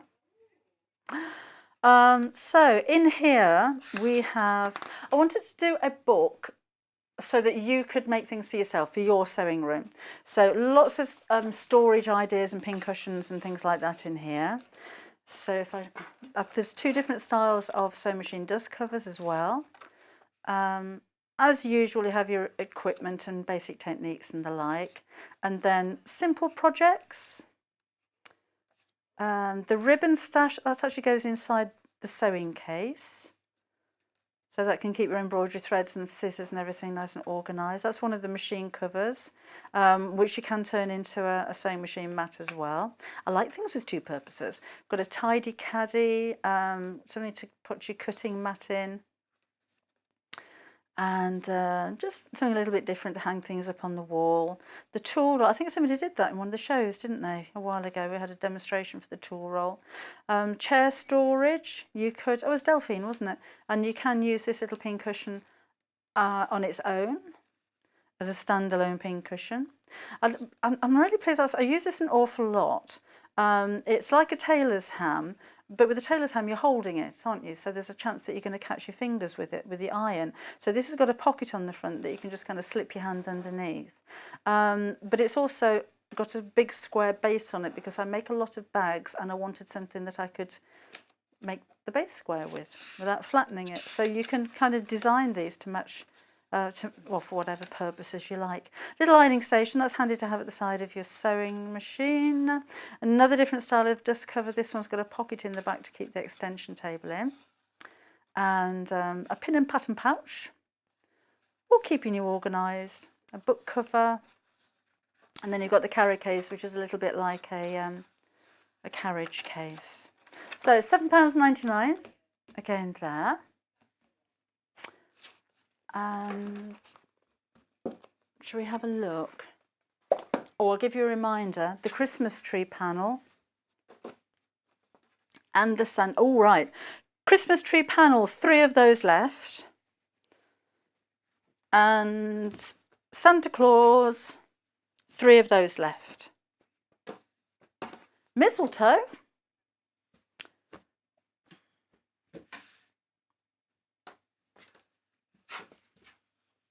With the mistletoe, remember these are exclusive to Sewing Street. We have less than 20 of those remaining now. Okay, not even 20 of those left for £9.99. I like the panels. And I like the versatility. You can do whatever you like with those. You can just put it on a frame, you can stretch it around a piece of canvas, or you can quilt it, or you can make cushion covers and bags, or there's so much opportunity with panels, I think. So I'm glad you're going for those.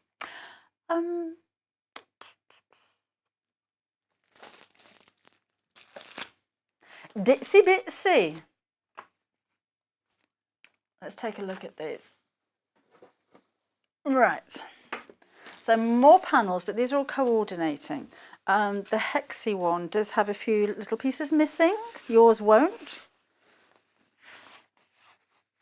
Because we're going to have a play with that in just a second. If you wanted to order these, you need to search the code on the website. It's not going to automatically come up underneath the show like things normally do. Really pretty. Oh, now then. I recognise that fabric. Oh, you could do EPP to match your cow stuff, couldn't you?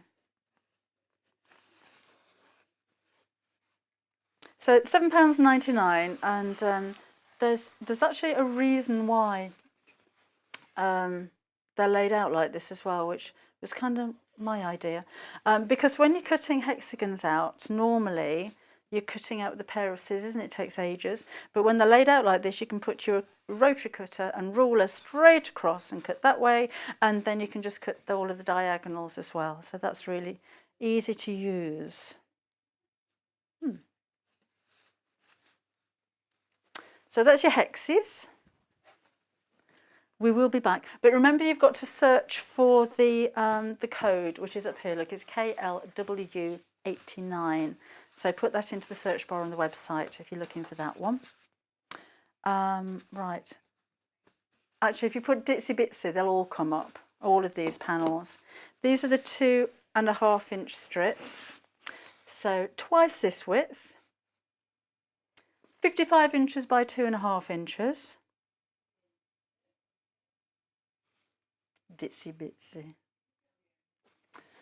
And again, there you go. So it's nice to have them all matching, isn't it? So if you are making, this is half of it as well. There's twice the size of this. So if you're making something with the hexes, then you can use these for your borders maybe. But it's really pretty, and it's that nice quality fabric, this one as well. It's a little bit like the fabric that I used in my quilting book, isn't it, for the hexes?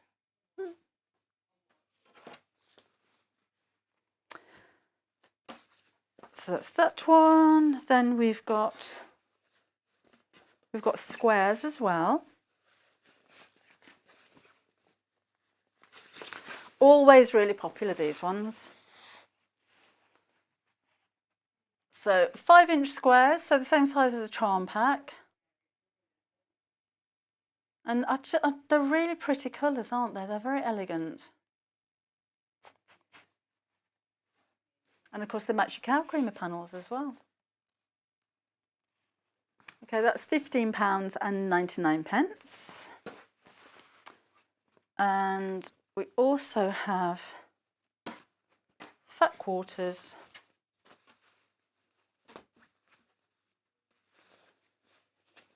Which are these. Oh, right, this is big. Whoops. So this 4 fat quarters all together, they're bigger than an average fat quarter. They're 70 by 50. So really big. So if you wanted to order this one, that would be MYW92. So put that into the search bar and it'll come up with this.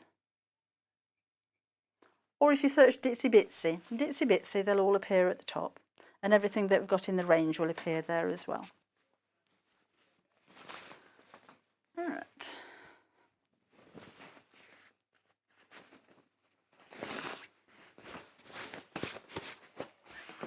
We'll do that later. It's going to be tedious watching me folding everything, isn't it? Right, another fat quarter panel. Oh yes.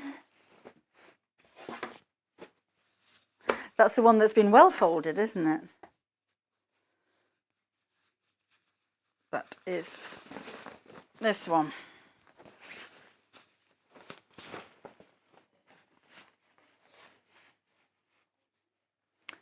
So again, £19.99 for huge fat quarters. And really pretty fabric. Right. what are you going to make with them? You could do loads of cushion covers with these, couldn't you? Well, 4. But they're nice and fresh and bright, and I'm thinking about your conservatory. Okay. Now then, if you are English paper piecing, then I think a glue pen's the way to go. It just makes it so much easier, but I use these for putting zips in as well. It's like a stick of pins. If I just open it up and show you, you do get a refill with these as well. The glue isn't going to stick to your needle, so it's not going to gunge your needle up. So it's perfect for sewing through, and they are coloured, they're bright blue, but this will wash out. So if you do get any kind of over glue bits on your fabric, then don't worry about that, it does actually wash out. But for holding things together, like when I'm putting zips in, normally with a zip, I'd pin, and then I would hand tack, and then remove the pins, and then sew, then remove the tacking stitches, because I can't sew zips in around pins. But when you glue it in, it's just so much easier. You're going to find you use this an awful lot. And the refill's included as well. That's only £6.99 for both of those. I would multi-order those if I were you, because I think once you get going. But for English paper piecing, definitely a glue stick. Unless you just like sitting and hand tacking every single corner, that's absolutely fine. Personally, I like the sewing together bit, not the tacking bit, so that makes it a lot quicker. And don't use paper glues, you know, like Pritt sticks. Don't use those on fabric, because they're too strong and they may gunge up your needle as well. And you'll find that when you try and tear your paper pieces out, you're tearing the paper pieces, because it's really strong glues as well. So do the right ones, get the right ones for the job. Right, we've also have English paper piecing card, which is this one. So it's a recommended weight for English paper piecing. With English paper piecing, you get 20 sheets in here. The idea is that you can reuse the shapes, so you can cut out whatever shapes you like from this. Use a template, use a punch if you have them, and as you take these out of your fabric, you can reuse them. Even if you catch the end of them with your needle, you can actually still reuse them. So you want something that's quite substantial. You can use English paper piecing with newspaper, which it was how it was developed initially anyway, but that newspaper was left in the quilts for insulation. But if you've got a very thin paper, you're not going to be able to reuse them, because they're going to tear when they come out again. So this is 180 grams, which is recommended. It's not too stiff that they can't bend, because there will be occasions, particularly with hexagons, where you need to fold them, but they are firm enough to be able to come out without tearing, so you can reuse them. So your £2.99 20 sheets is going to last you a long, long time. Be able to get a lot of shapes out of those, no matter what it is. And it's nice to have plain sheets of paper, because maybe you're English paper piecing a design that you've made yourself, or something where you can't just buy off the pegs. I mean, I know you come with hexagons and 60-degree diamonds, quite easy to find, but if you're doing a tessellating cat face or an owl, then you're probably going to be having to draw that out yourself. So again, £2.99. Or if you've got templates from books, like the hexagons have actually come out of my quilting book, you can then trace these off onto a appropriate card for English paper piecing with. Right, now this is how I use the glue pen with my paper pieces. Got my needle and thread. So we've got a couple of hexagons here. I like to put a dot on my paper, and on the back of your fabric, then I will hold that in place like so. I find that when I put the glue on the fabric, because the fabric's coarser than the paper, it delivers more glue, which is what I want. So I'm just going to draw around the edge like so, and then fold it over. And then I'll put a little dot of glue on the bits that I'm folding and simply go all the way around. Like so. See how much quicker this is than tacking. And because you've got a nice firm card as well, that means that you can actually feel. Don't worry about this bright blue, that does wash out. Or actually, there you go, this one dries clear as well, doesn't it? So that's in, and that's going to stay in, well, for the duration that you're sewing. When you come to taking the papers out again, if you just put an iron over the back of those with a warm temperature, it melts the glue a little bit and it makes the papers easier to peel away. Let's do a couple of those. So one of those and one of those, and then going to, again, a little bit like so, fold it over, dot in the corner. And the nice thing is about English paper piecing, so this is all hand sewing, if you haven't done it before, is accuracy. So it can be quite difficult if you're sewing hexagons on a sewing machine to get the Y seam perfect, and the Y seam being this one here. But when you're English paper piecing, it's perfect every single time. But I'll give you an idea of the kind of things that you can make. So this is the Hamburg Hexy quilt. Hamburg because it's got stripes around the edge. That's from my beginner's quilting book, my Sewing Room Secrets quilting book. So all of these are hand sewn paper pieced hexagons. When it came to around the edge, I actually folded the edge of the fabric under. Before you take your paper pieces out from the edge, and I take mine out as I go, so you can see on this one I've only got the paper pieces around the outside because I'm reusing them. But when you get to the final stage here, iron that to keep the creases in, and then that's hand sewn like a piece of applique on top of the backing fabric. It's just a little bit of a different way of adding a border. I didn't want to chop off and make a straight line. I wanted to keep the shape of the hexagons around the edge, and that's what I made. Now the hexagon template, there it is, look. That actually goes perfectly with the hexagon shapes for the panel that we have, the hexagon panel. So that's the right size for those. So if I just, should we sew them? We've got time, haven't we? Sew a couple of pieces together. So again, if you're new, you will have a not too long piece of thread, and there's a couple of reasons for that. A longer piece of thread will knot, and it'll twist as you're sewing. But you imagine I'm going to be sewing over the edge of the fabric and the paper, so my thread is scraping across the top of the paper over and over again. It's going to weaken, so shorter thread is the better way to go. So little quilter's knot in the end, so hold the point of your needle facing the end of your thread, and then you're going to grab hold of the thread with one hand, wrap this around the needle like a French knot, hold on to the twist, pull the needle through, and your knot disappears all the way down to the end of your thread. Really quick and easy way. And then we're going to have our paper pieces together like so. Just line up the edges and try and catch 2 or 3 threads of the fabric. I've got a needle that's too thick. Let me just see if I've got a thinner needle. So a fine needle would make it so much easier, but I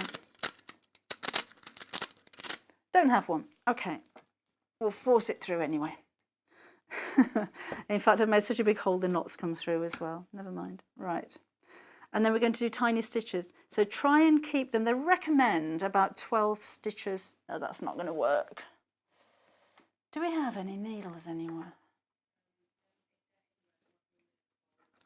I'm going to leave that there. There's a gold thing underneath me. Oh! Let's see if there's a needle in here. A finer needle will work better.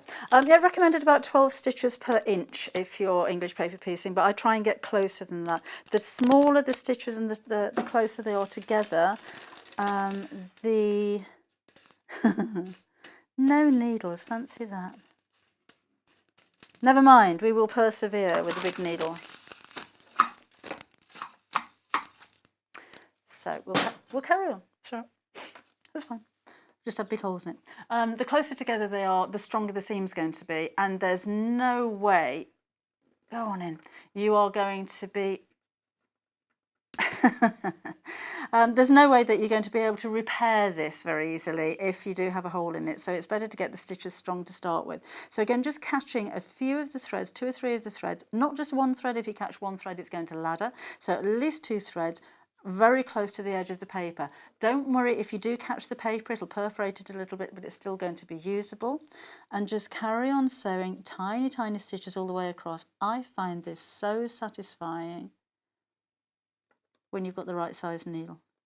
There we go. This is normally thicker thread, the thicker the needle with this one, but you do need a fine one. I'm not very good on needle numbers, so I can't tell you what number to use.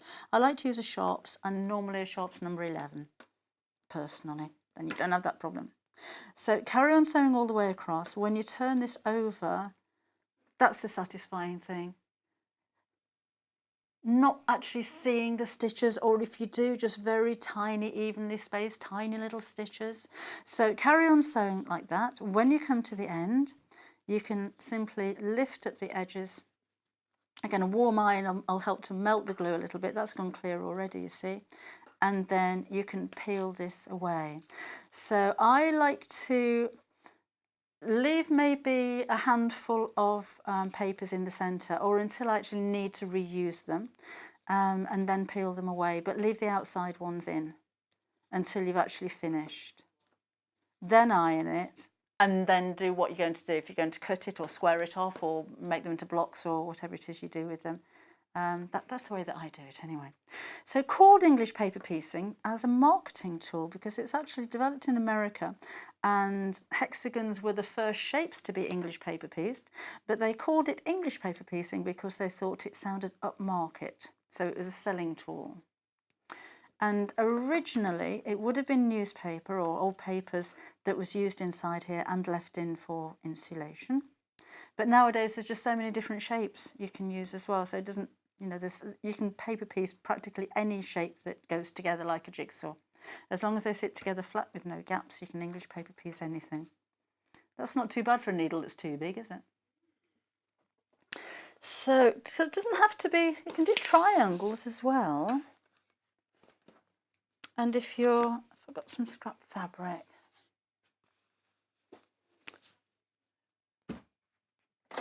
Just to show you, when you cut your own pieces as well, they don't have to be exactly 1/4 inch gap around them, or seam allowance, I should say.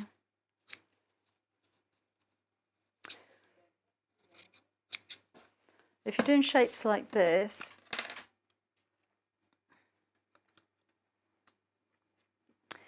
you'll have little ears left over at the sides, and that is absolutely fine.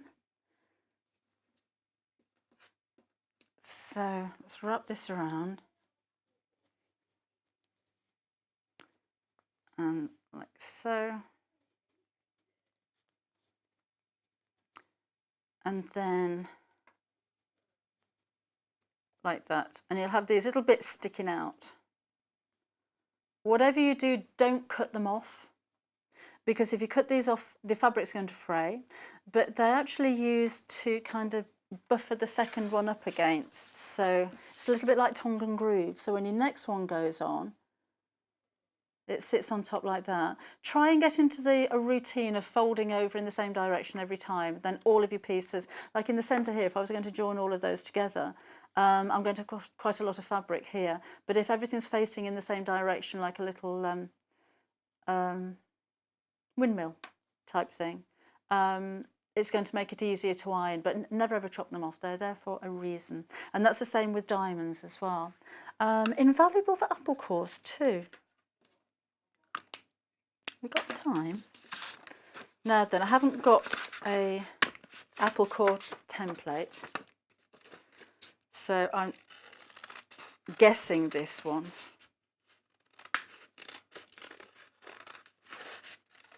It's a big one.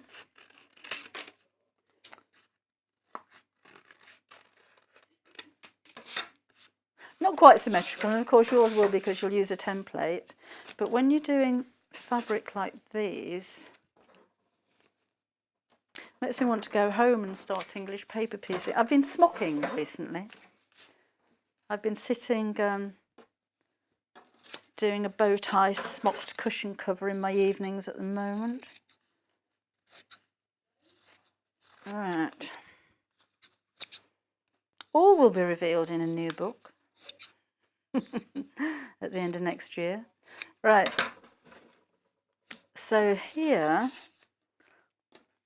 these would be perfectly symmetrical, of course, so this isn't going to work perfectly. But with this one,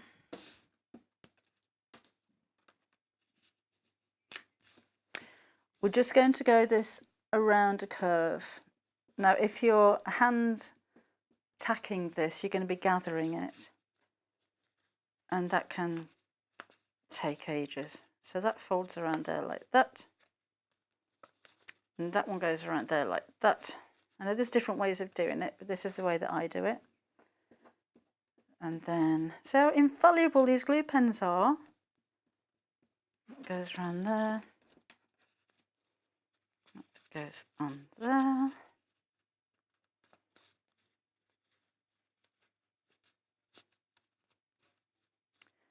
And then we're going to put some glue around the top of here.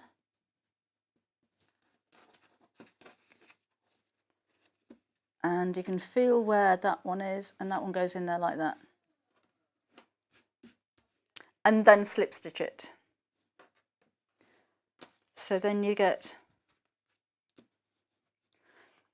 So if you're going to English paper piece those together, the difficulty, or if you're going to sew them together normally, the difficulty is sewing a convex to a concave curve. So you could kind of fold that in, snip around there, and then you've got that shape to do, which is not very easy when you're doing it right sides together.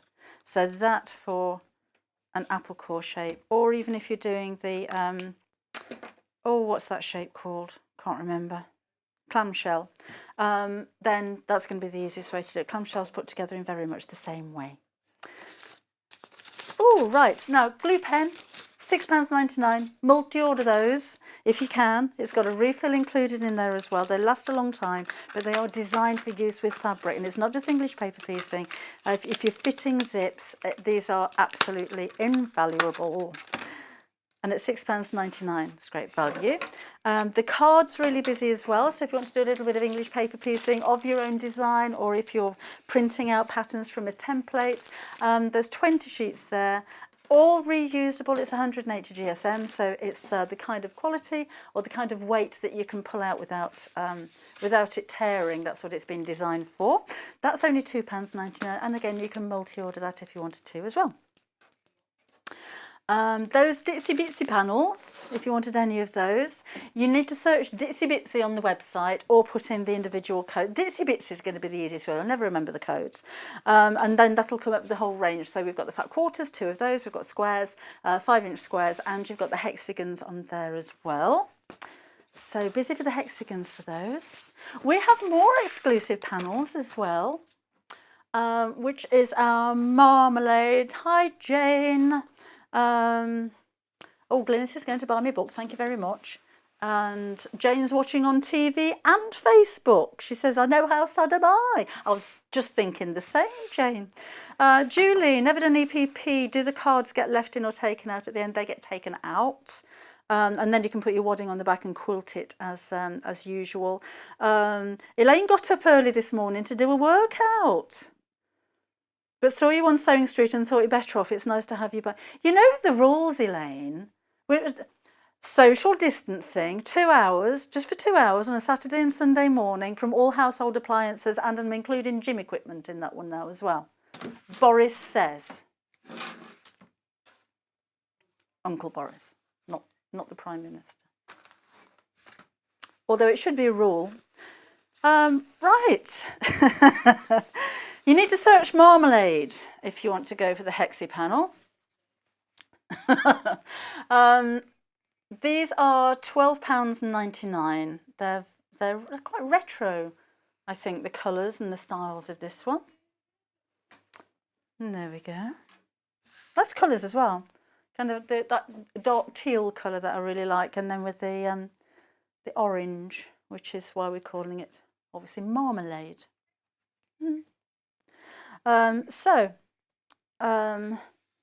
Oh, Alison takes the centre cards out as I go and reuse them. A quilt will get very heavy. That's true. Morning, Nancy. Debbie, what shade of fabric did you do the demo on? Lilac, purple, or mauve, or lemon? Oh, I don't know. What is that one? Don't know. It's one of those bits of fabric that's been lying around the studio, like these bits of fabric lying around the studio that we use for demoing. And so, sorry, I don't know. So those are your Hexys. Looks lilac to me. We have fabric strips, all coordinating again, remember. What would you make with those? Could be kitcheneer again, couldn't they? Could be maybe cushions for the your dining room chairs. That'd be nice. Little bolster cushions in the middle of your bike, really comfy. That's £12.99.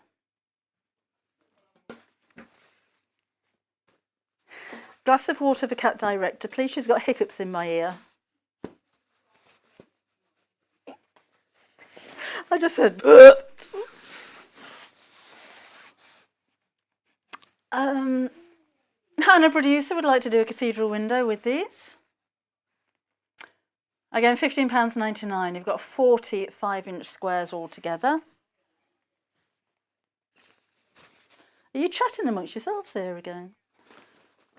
On the Wendy Orlando intro video, there's a panel of a scene of Venice. Do we stock it? I don't know. But do we have that? Apparently we do. It's called, it's called the Venice panel.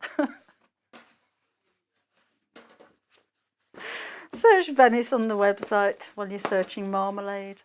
And then we've got 2 fat quarters.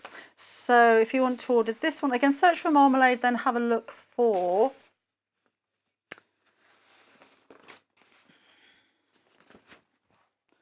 ATW57.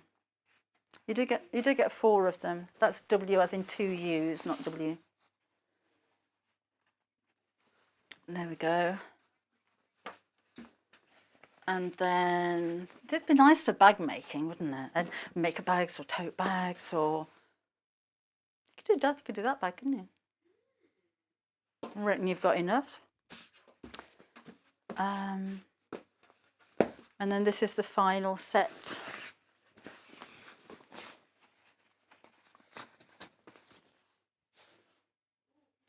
So again, £19.99, that's the one side and that's the other side.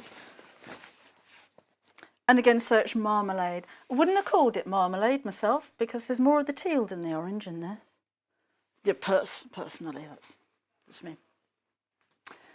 That, again, is £19.99. Right, let me give you a quick reminder of our early bird while we've got some stock left. There's 2 of these with a £10 saving while we do have the stock. It's been really busy for these today. This is 100% polyester wadding and it's queen size. So you've actually got 90 by 108 inches. It's a huge piece of wadding. You don't have to make a queen size quilt. You could be using this for smaller projects by just cutting into it, but it's nice to have it, isn't it? Nice to have it in stock. £49.98. There are 2 of those. When you go on the website, you will see what looks like 2 stickers, but you will you will actually get 2 full size queen size. I mean, if you don't want both of them, then give your mate a ring now and just say fancy going off. So it's only £25. £24.99 to be exact. So again, great value, but half of the stock of this one has now sold out. I can see loads of messages coming up all the time. Oh, Jenny, I did, didn't I? Oh, hang on a minute. We do have scissors with paper written on them. Well, that's them ruined, isn't it? Oh, Alan emailed the studio a picture of V-neck scrubs tops. I'll have a look for that later, Alan. Jenny, washing. Yeah, sorry about that. She screamed. No, we're up to date there. Lovely. Okay, Angela's back in the studio, and in the next hour we're going to be looking at a little bit of hat making, and that's from another book as well. So we've put some fabric bundles together for you. So I think I'll do a little bit of folding and a little bit of tidying, and we'll be back with Angela in a couple of minutes. Would you like to take part in our weekly competition? If you do, then all you have to do is head to the Sewing Street fan page group on Facebook. Post your picture of your make. Myself, Debbie Shaw and John Cole Morgan love looking at all of your makes every week. We pick our favourite and announce the winner every Friday live on the show. Happy sewing and good luck.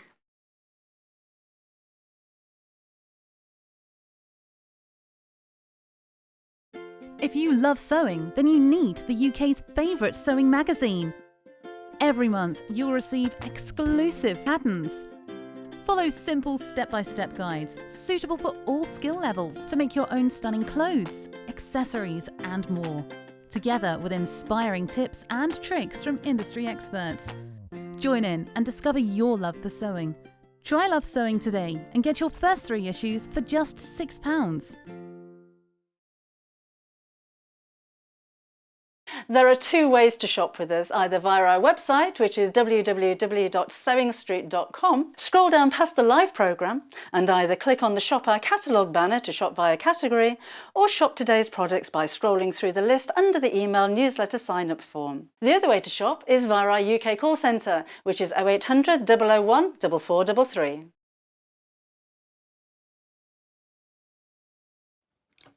Hi, I've been asked to do a little bit of an introduction about me, so here goes for Sewing Street. I'm Sally Ann Harrison. I'm based in the UK in Bristol.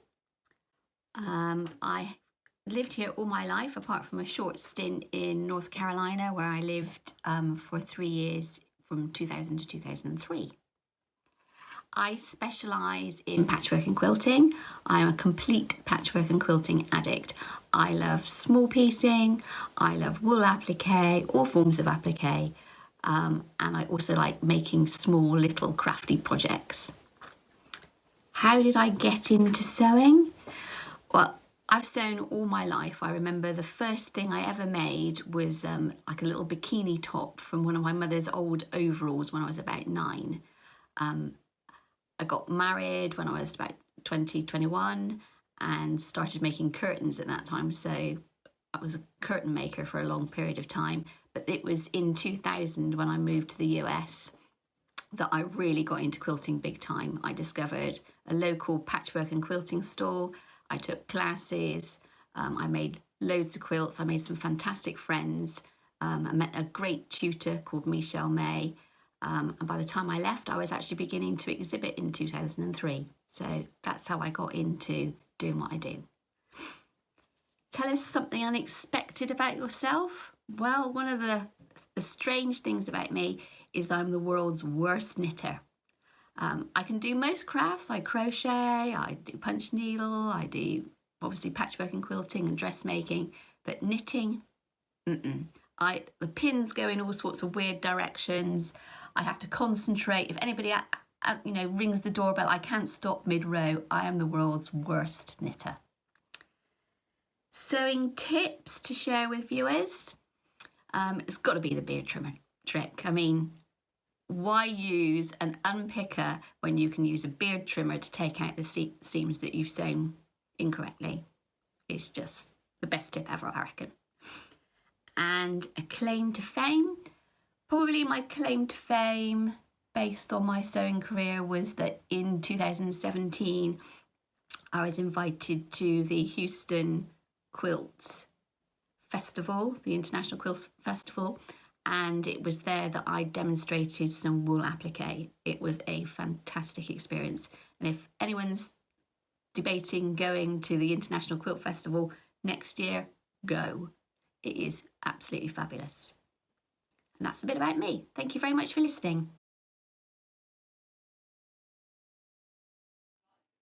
Welcome back again. Now in this show, we're going to be looking at hats. And Angela's going to be back again in just a second. This is what she's going to be showing you how to make, which is from the Fat Quarter Accessories book, in a really lovely denim, lightweight denim kind of fabric. It's really pretty. And it's got a nice big brim. I like a hat with a big brim because if it's sunny and I'm reading, I just find it a lot easier to have a brim on a hat. And it's a nice shaped crown as well. It doesn't have the round top like a lot of these style of hats do. It's like got a an art shape at the side. It's really pretty.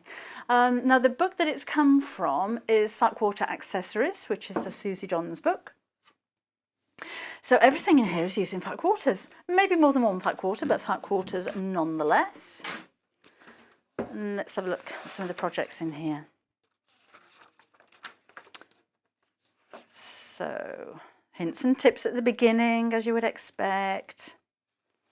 And then loads of unique ideas for you. From jewellery to, what's this one? Necklaces there, look, making beads out of fabric. And then headwear, so you've got hats and headbands.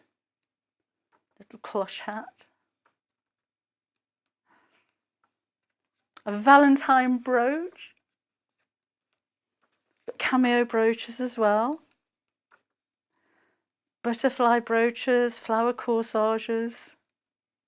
More jewellery. Nice to see jewellery made out of fabric, isn't it? You've got a wrapped bangles. So lots of ideas. I mean, another good one for beginners, isn't it?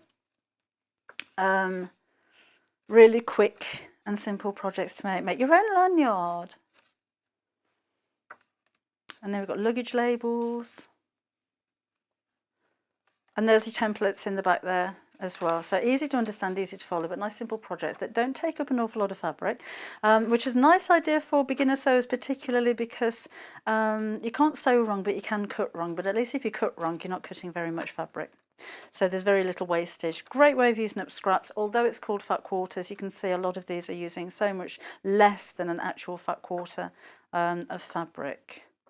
Now that's only £12.99, so lots of inspiration and ideas for you there. If it's the hat that you wanted to make, we've got some bundles for you. We have, put that back up there. This is the one that this one's been made out of. You've got 4 fat quarters, 2 of them are the same, but 4 fat quarters, 3 of them in the denim look and 1 in the plain, and we're going to include some interlining as well. This is quite firm interlining. We'll have a chat with this with Angela about this with Angela later on. So you can use this one if you wanted a stiff brim. If you wanted something a little bit more floppy, then you can use your own medium or lightweight interfacing. That's entirely up to you, but you're getting this in the bundle anyway. So 4 fat quarters and the interlining for £11.99. So that's your denim option. Then we have yellow check. Or if you're going on holiday, this is like sunshine, isn't it? So you've got 2 of the spots, 1 of the solids and 1 gingham, and you've got your interfacing there as well. And that is for £10.99. So that's that's good, isn't it? £10.99. Even if you're not going to make a hat, it's worth stocking up on those. That's like an early bird kind of deal, isn't it? Right, then we have a little bit of Tilda. These are pretty. These would make a nice bag. So we've got 2 of the florals, 1 of the spots and 1 of the plains again. And of course you've got your heavyweight interfacing there as well. 1, 2, 3, 4. And then finally we've got 4 of these bundles for you. So your last one is your denim. And this is proper denim. So you've got ½ a metre, that's all in one piece, and then 2 fat quarters there as well. That's pretty, look with the boats on it. Oh, very nautical kind of look. And your interlining as well for £12.99. So anything you want to order, remember, have a look on the website on sewingstreet.com. Alan recently bought 3 fat quarter books. And the books are easy and simple instructions to follow. Thank you, Alan. Sharon says, love watching Debbie on a Saturday morning. I wasn't on Saturday. I think you might mean Sunday. And the bag this morning was great. I've had problems with the big eyelets, so it's good to see how someone else does it. Oh, don't you find us useful? This is the book, one of the books that Alan's got, says it's really easy to follow. Again, it's only £12.99. I'm just looking for an RRP. Oh no, we're right for that one. £12.99, and again, jam-packed full of 29 projects in total in this one. Right. So who would have thought you could make a hat like that with fat quarters of fabric? Well, you can. And Angela is going to come over and show us how after Vicky tells us how to shop.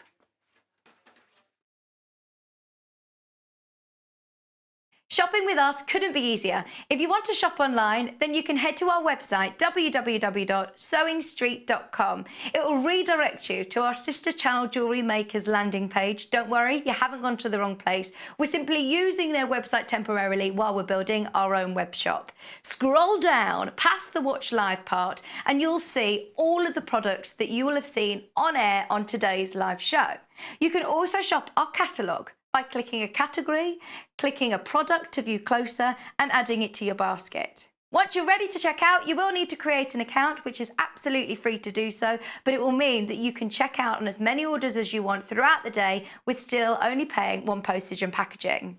If you'd prefer to speak to somebody in our UK-based customer service team, then you can do so via the free telephone line number 0800 001 4433. They will not only help you create an account, but will also help you with any of your online shopping.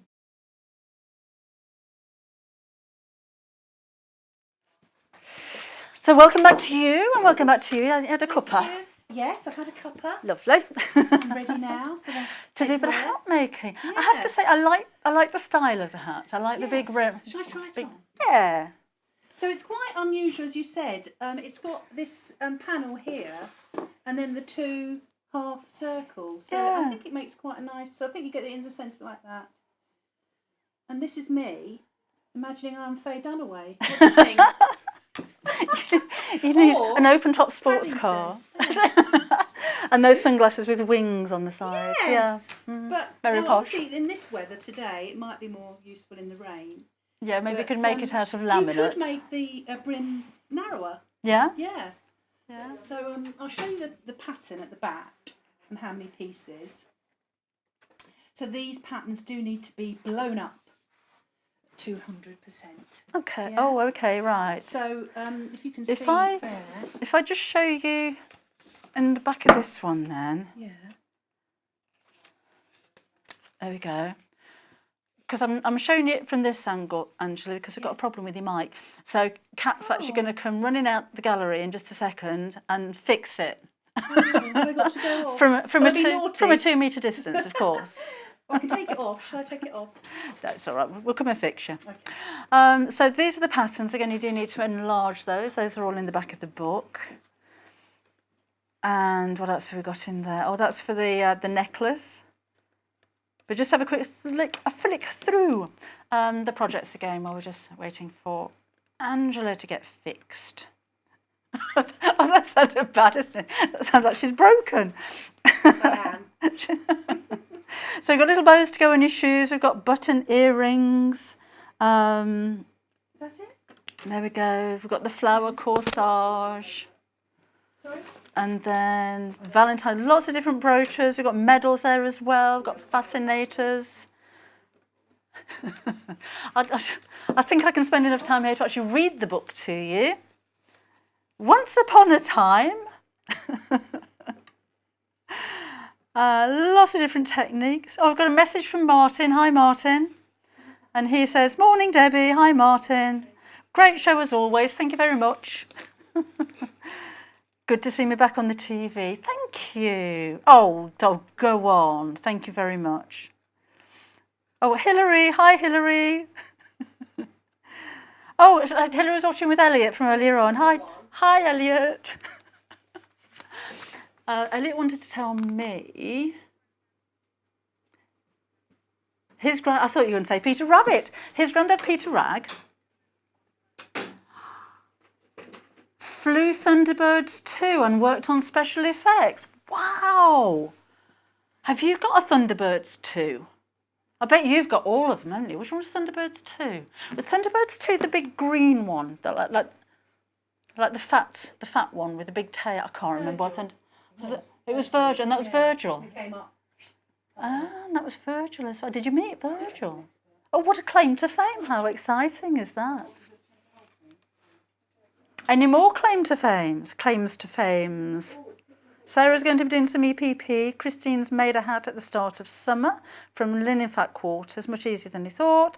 Elaine says, good morning, love the show. How do you enlarge the pattern, please? I'm going to ask Angela because I don't know.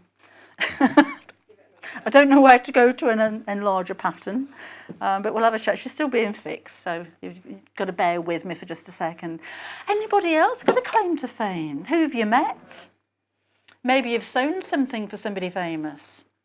Oh, come and let me know. Who's the most famous person you've ever met? Like Hannah, producer, put a picture of herself on Instagram, and Tinky Winky himself actually liked it. The very original Tinky Winky. Never been more excited in her life. That was Hannah this morning. Is she fixed yet? No. Oh. The bundle to make the hat, by the way, this is the most popular so far. This is one that the hat was made out of that Angela's made. So you're getting 4 fat quarters and you're getting your interlining. This isn't a fusible interlining, so if you are going to use it, use something like 505 spray to hold it in place. You're going to find it a lot easier to sew. But this is quite a stick. I'm going to undo it. We do have it on its own as well. And have I got something? Oh no, I don't use those scissors again. I'll be in trouble, won't I? She's not just cutting paper. She's cutting with. I'm going to use applique scissors now. I do like the applique scissors. I wouldn't normally use them for interfacing, but that's what you're getting. So there's a metre of it, but it's quite sturdy. So if you're making a bag, it will be a standalone bag. I wouldn't use this for very small projects. So if it's a cosmetic bag or a small purse, then you're going to find it difficult to turn inside out on smaller projects, easy on big projects. You don't have to cut it away from the seam allowance because you can sew through it. It's a non-woven fabric, but it's not the fusible type. So it will help if you've got some form of adhesive to hold that in place as well. We do have them on the website. So if it's just the interfacing that you wanted, you do get the roll in the bundle, but you just want the interfacing, then have a look on the website because we do have that available for you individually as well. Need some more sellotape for that now, don't I? Still not fixed? Oh, okay. Sorry about this, you've just got me for a little bit talking about hats and rolls and fabric and stuff. So, oh, Leslie Miller met the lovely Debbie Shaw. What was she like? Was she polite? I've read that one, sorry.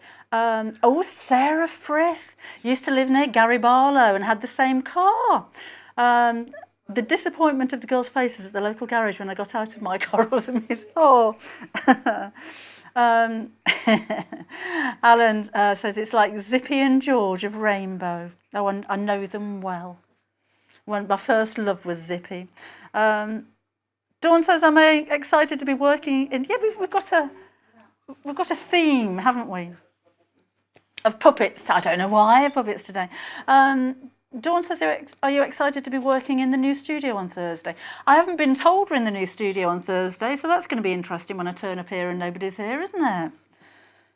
But yeah, I haven't even seen it yet. So yes, I am excited for the new studio. I'm looking forward to trying out the swimming pool and having my hair done in the salon with Vidal Sassoon staff.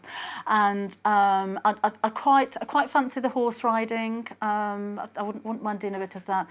I think they're waiting to finish my helipad because, of course, I have to arrive by chauffeur-driven helicopter. So I think they're just waiting for the finishing touches there.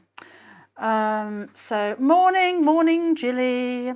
No, we're bringing Angela back, but we've still got a problem with your mic. Yes. So you're not going to be very loud. Have I got to shout? You've got to shout. Yeah, okay. Well, I can demo anyway. You can see what I'm doing. Yeah. Yes. Okay then. So what I wanted to show you is the pieces of the pattern. I don't know if you can see that, but they do need to be 200%. So we did have a question while you were while you were being fixed. Yes. Just saying, how do you enlarge by 200%? Well, I might not know that actually because I asked them here in the office to do it. Did you? But it is on a photocopier. Put A3 paper in because it's obviously A4, and then you just blow it up by 200%. Okay. Yeah. Or I suppose you go to a copy shop, don't you? Yeah, a lot of stationers have. It is on a grid. Photocopiers. So you could do it old school that's a good if you idea. wanted to do it. Yeah, you that's a you good could idea. count the grid. I don't know if it's I don't know, that's 5 centimetres there, but yeah. So with that in mind, because you're blowing it up, if you find that that's too small or so too big, because it's there's only one size. Okay. And it says it fits 56 to 58 the circumference of your head. Right. And I've got a big head. I admit that. But it does fit me. So, you know, a lot of people that would swamp them. Yeah. But because you're doing all this blowing up, it's all in proportion, so you just make it smaller. Okay. Perhaps you could make that out of some old fabric and you know, fit it on, because that's really the Make only it bit. a hat toile. Yes, exactly. Model it, you know, like a little beanie. Yeah. And then you can see. But that's why it's quite good, the fact that it isn't restricted. You can just make it bigger. Okay, so the pieces are. Here we go. That's the lining. And then I've got the two bits, the two side bits like that, as you can imagine. And then this is the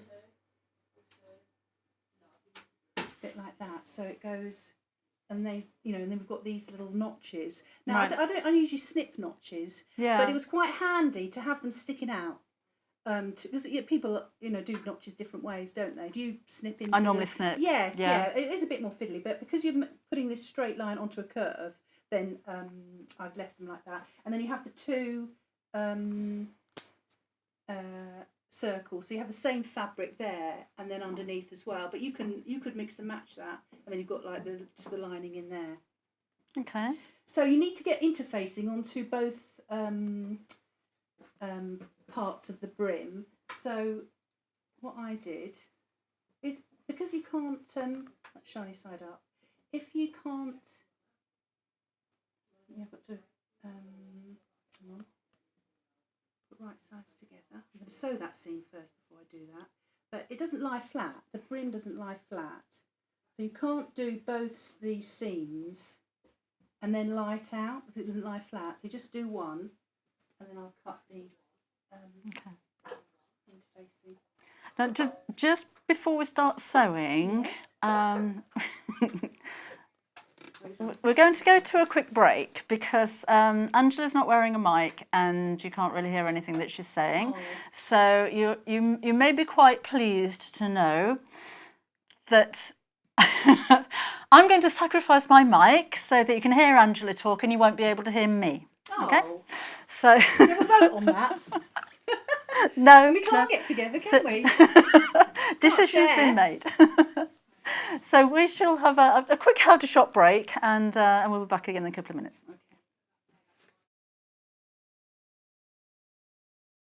Shopping with us couldn't be easier. If you want to shop online, then you can head to our website, www.sewingstreet.com. It will redirect you to our sister channel Jewellery Makers landing page. Don't worry, you haven't gone to the wrong place. We're simply using their website temporarily while we're building our own web shop. Scroll down past the Watch Live part and you'll see all of the products that you will have seen on air on today's live show. You can also shop our catalogue by clicking a category, clicking a product to view closer, and adding it to your basket. Once you're ready to check out, you will need to create an account, which is absolutely free to do so, but it will mean that you can check out on as many orders as you want throughout the day with still only paying one postage and packaging. If you'd prefer to speak to somebody in our UK-based customer service team, then you can do so via the free telephone line number 0800 001 4433. They will not only help you create an account, but will also help you with any of your online shopping.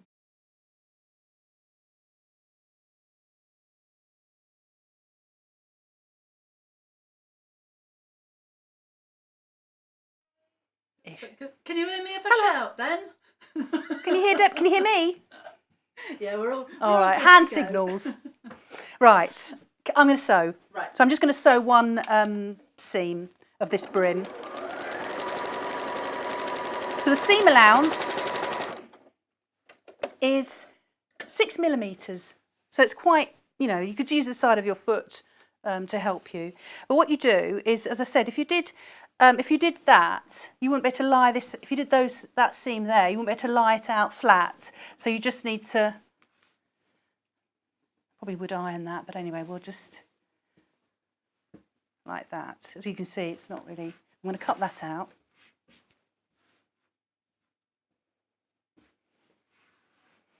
Well, actually, if we haven't got so much time, perhaps I won't cut that out, and I'll put imagine that it is on there. fine. You're all right? Oh, okay. Good. So obviously, that's wrong, isn't it? Just in case it's a bit, because I put the shiny side on the wrong side.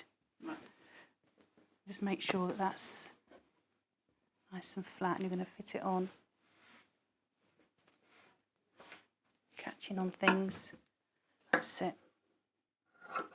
No, I'm going to cut it out as I'm going to iron it. Now the interfacing that we have. Yeah, me. The interfacing that we have, you're going to need some 505 for it because this isn't fusible.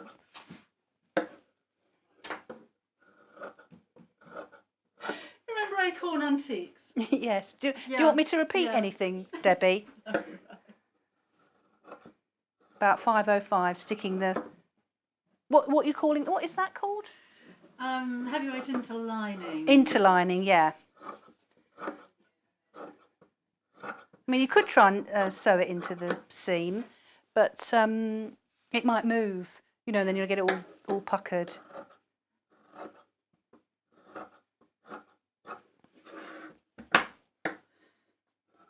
Yeah, I do remember Acorn Antiques. Mrs. Overall. I'm expecting her to walk through the door in a minute. Yeah, what, and offer us some macaroons, is it? Yeah. It was going so well, wasn't it? I can't believe we've only got 2 mics. Yes. We So do what work on a budget here at Sew Street. I'm not going to... make sure you don't cut through your notches, but I don't need the notches on this interfacing. I'm just going to lift it up and cut through.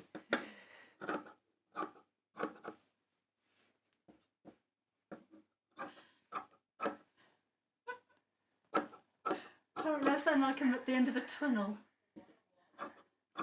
Can you hear me, Debbie? Right. Ooh! I didn't want that to happen. Right, I'll iron.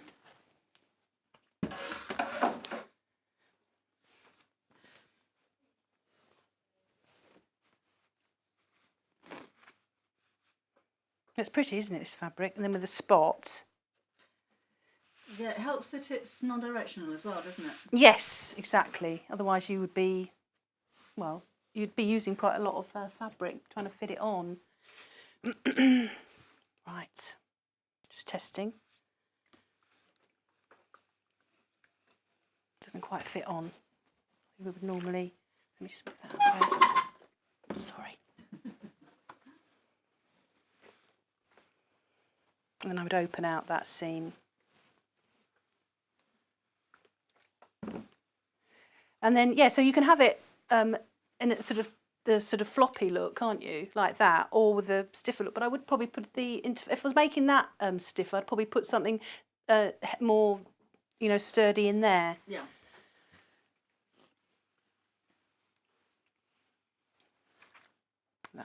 I think that's taken enough. Right, that pops down there. Right, and then I can do the other seam now.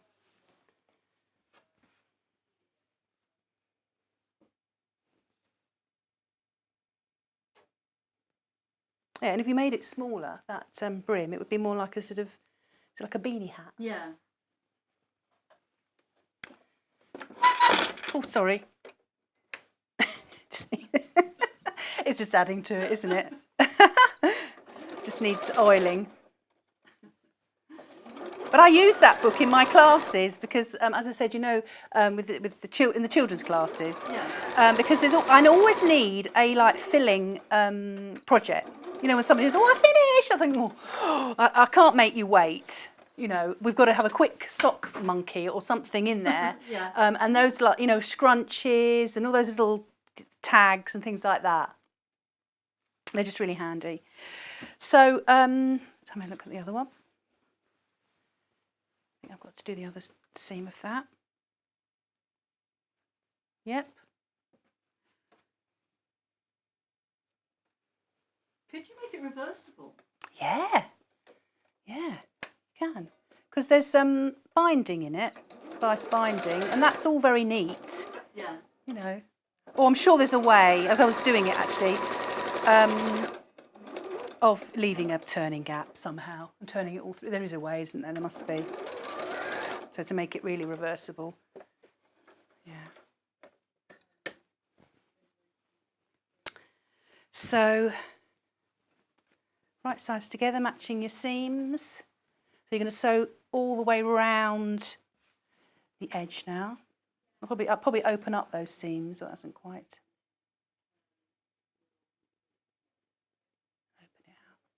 So you put the interfacing on both sides? Well, I did on this one, yeah, because it said sturdy interfacing. Yeah. So I doubled up. But, you know, where's my other? Yeah, the one that we have, the one that we have in the bundle. Don't double up on that one, because if you walk into somebody, you're going to give them a nasty bruise. Or for social distancing, it could be handy. Yeah, go with 2 metre brim on that. Yeah, well, I always thought that one of those big hoop dresses would be quite handy at Yes. times. Brilliant. Yeah. We're talking about dresses. Tell us about yours. Oh, yes. I don't know if you can see it. I've done a, no, you can't. Whoop, like that. I was trying to wear high things, but this is my Thursday dress. And it was just a hack that I did, a different, sort of, it's got a V up here, and then at the back, it's got a V as well, which is quite a flattering sort of where it goes. It's got a different sleeve, just a tie sleeve, and then I did a different, like a little band collar. But I did actually do a poll on Facebook. I've got another linen, like a mustard colour, and I was told to wear this black one. So that's what I'm doing. But the pattern's on the website, isn't Yes, you can buy the paper pattern.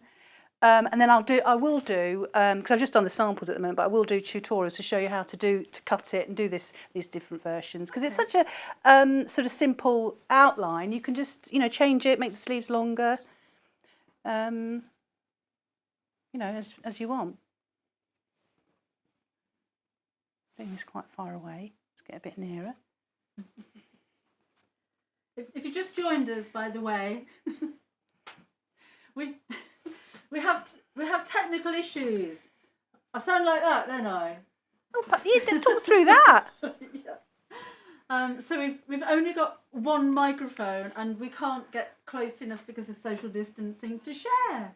Debbie's been very kind and lent me her microphone. I can't say of anything more worthy than you can say, but... And I warmed it as well. Yes, oh, lovely and warm. Right, I'm going to sew around the outside now.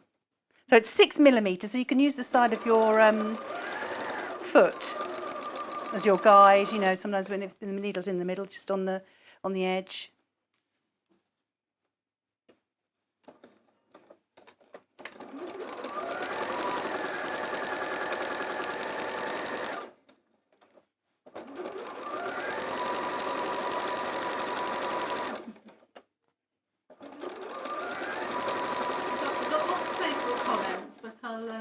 I'll read that later and you can hear me.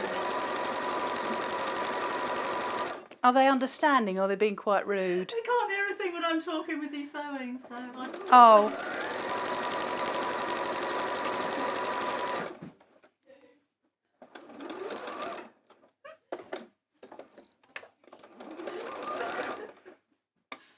Do you know, 42 years I've been to TV.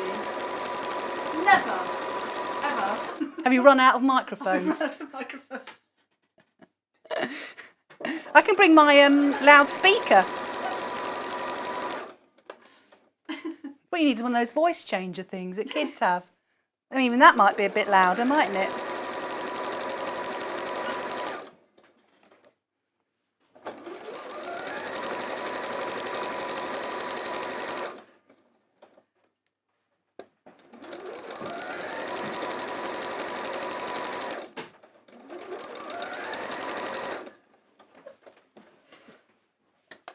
Right. Ooh. Oh, for goodness sake! No ink! Do you need a pen? Thank you. Right. Right, now I'm clipping the curves of my brim, Debbie. All right, are you with me? I'm with you. Okay, I'm just clipping the curves because it's a lovely sweeping curve. I've got the biggest scissors ever in the whole world, but they're good. They're sharp at the bottom.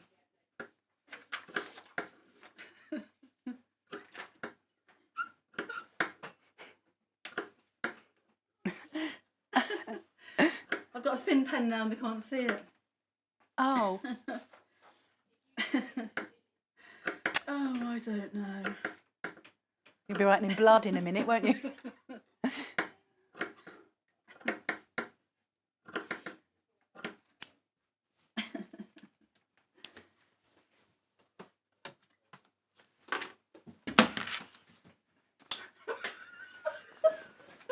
Right, I've done that and I've clipped the curves.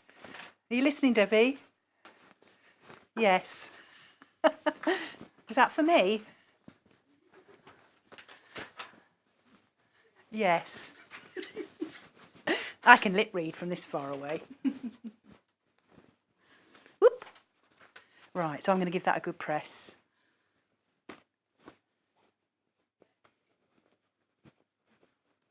How are we doing for time? I want to get the crown in. Not watch The Crown. I don't mean watch the programme The Crown. Oh, okay. 20 mins, thanks.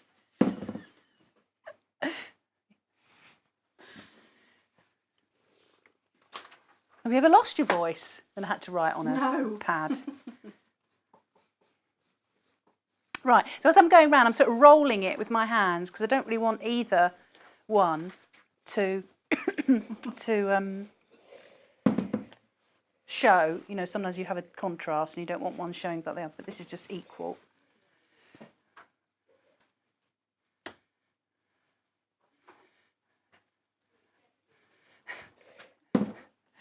I get the feeling we're sort of back at school here. Passing notes. That's like cheating. Oh dear. Right. Chugging along.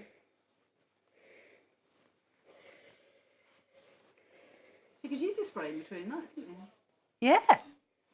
Yeah, you can.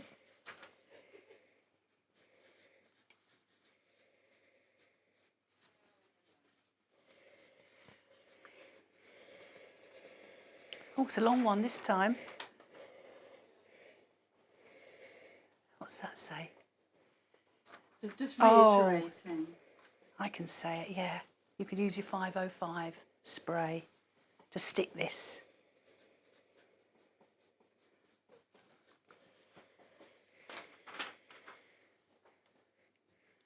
Oh, I haven't got my glasses on.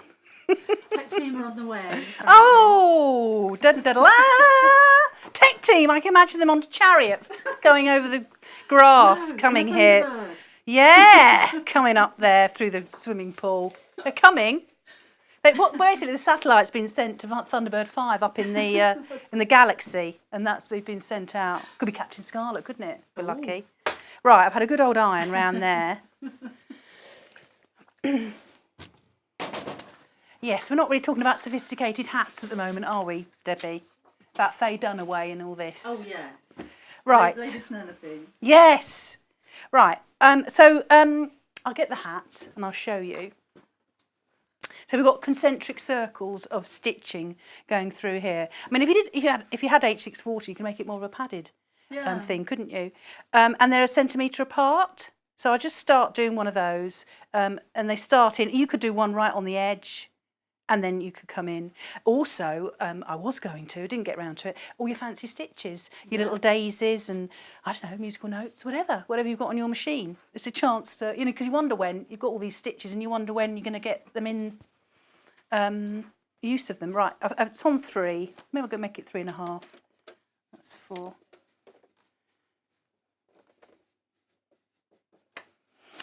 So if I use the side of this walking foot, I'm definitely going to be 1 centimetre. You've just got to take your time. If there were any other distances closer together, then you might have to mark it. But because I'm using the side of the foot, and this foot is side of the foot is making me do 1 centimetre, so that's okay.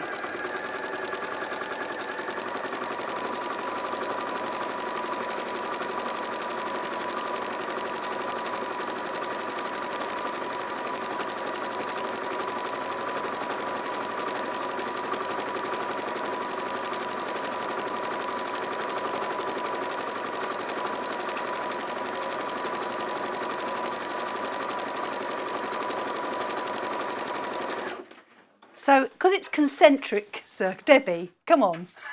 I'm just trying to do my job. Oh, your baskets. Take out your baskets, everybody. It's concentric circles, and we don't want the snail.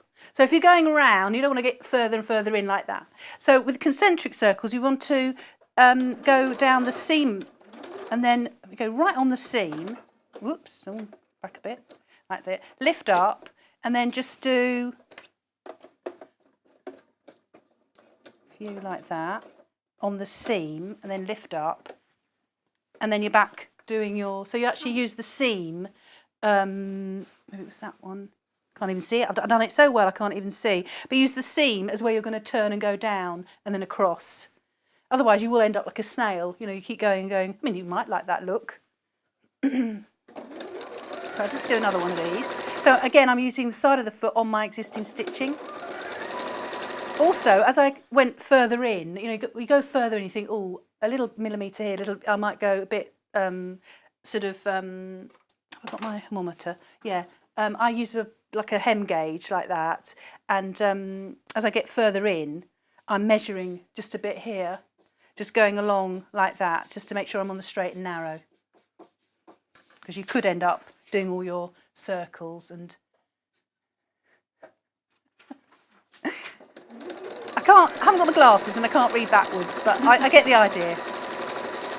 I can do a lot of things, but not that.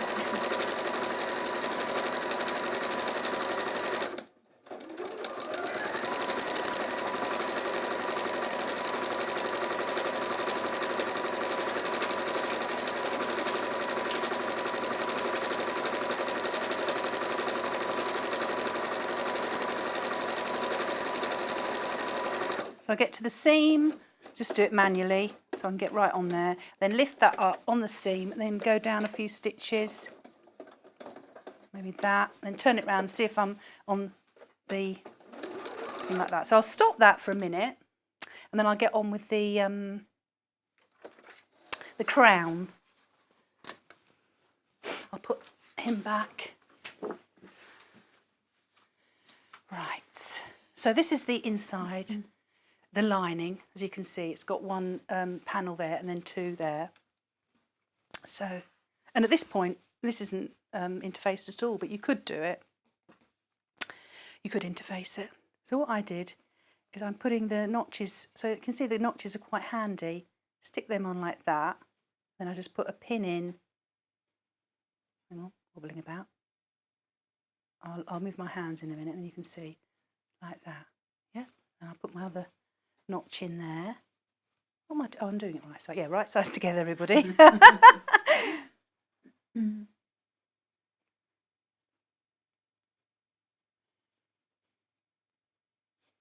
Then I'm just going to put those there.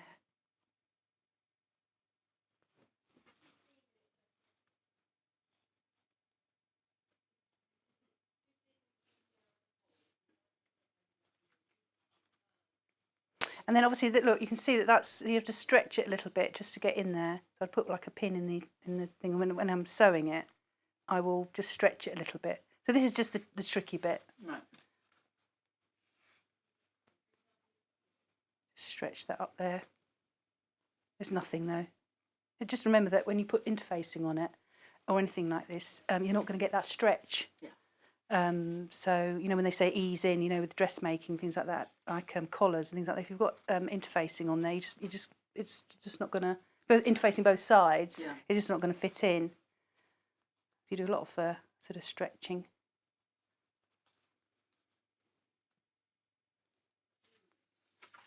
Right, so I'll sew that one.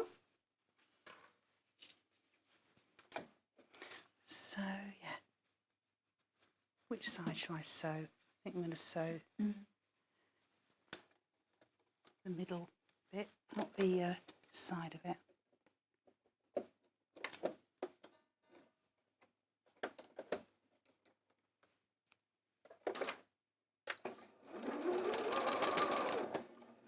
And then as I go along, I'm just going to marry those sides up. We've got about 10 minutes left. Okay.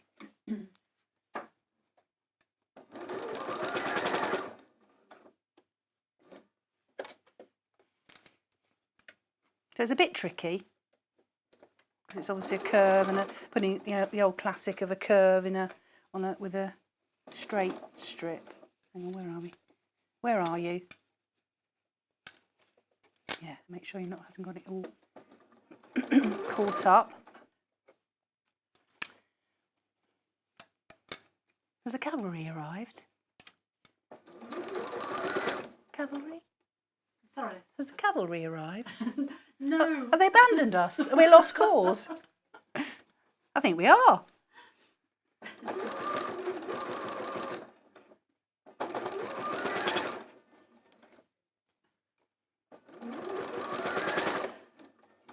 Something always goes wrong when I'm in here. I wasn't expecting this. I think last time the clip on my microphone wasn't you know, good enough, and it just kept falling off all the time with Vicky. So I think it's me. It just kept falling off, and then she thought of the bright idea of putting a bit of wadding underneath it. So boob. Yeah, that was fine. So it is me. It must be. Right. So I'm going to put those there.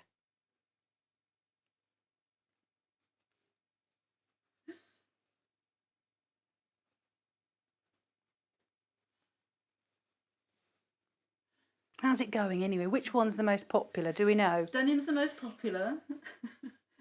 Denim's the most popular, everybody. We've got a problem on the website now as well. We can't find the bundles. Oh. So at the oh, good mine.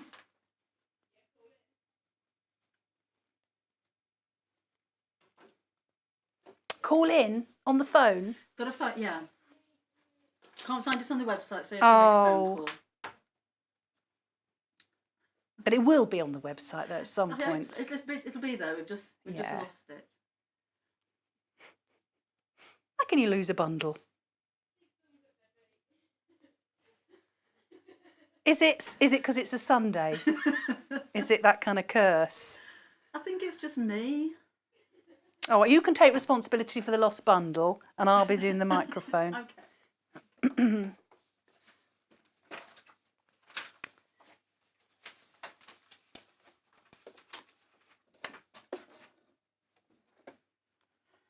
This is our first time together, Debbie. You might not want to be on again with me. I might have a job after today.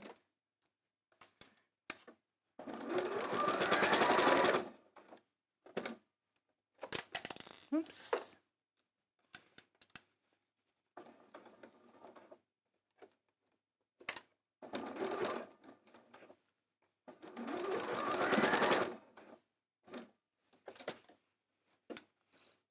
Oh, sorry.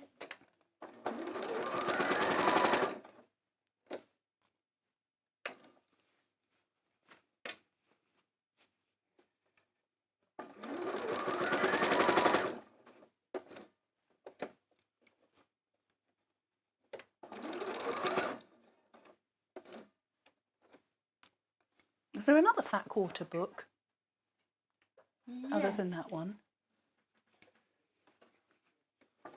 Yeah, we're going to have a look at that in the next hour. Okay.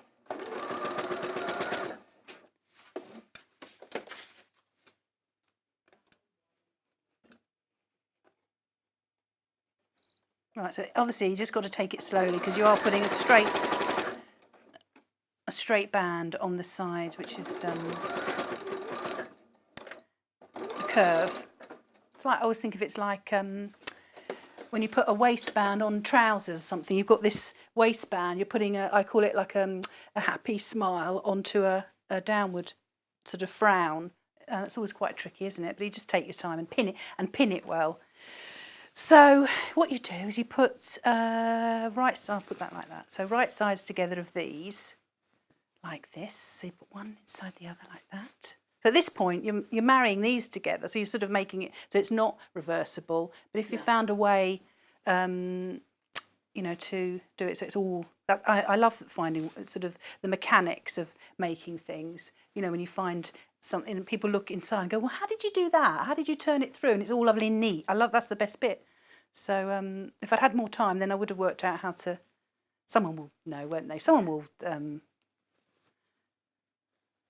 Facebook Live in. Are they still Facebook Living in? Have they gone off? Yeah. Have they just abandoned us? No, they're still there. Oh.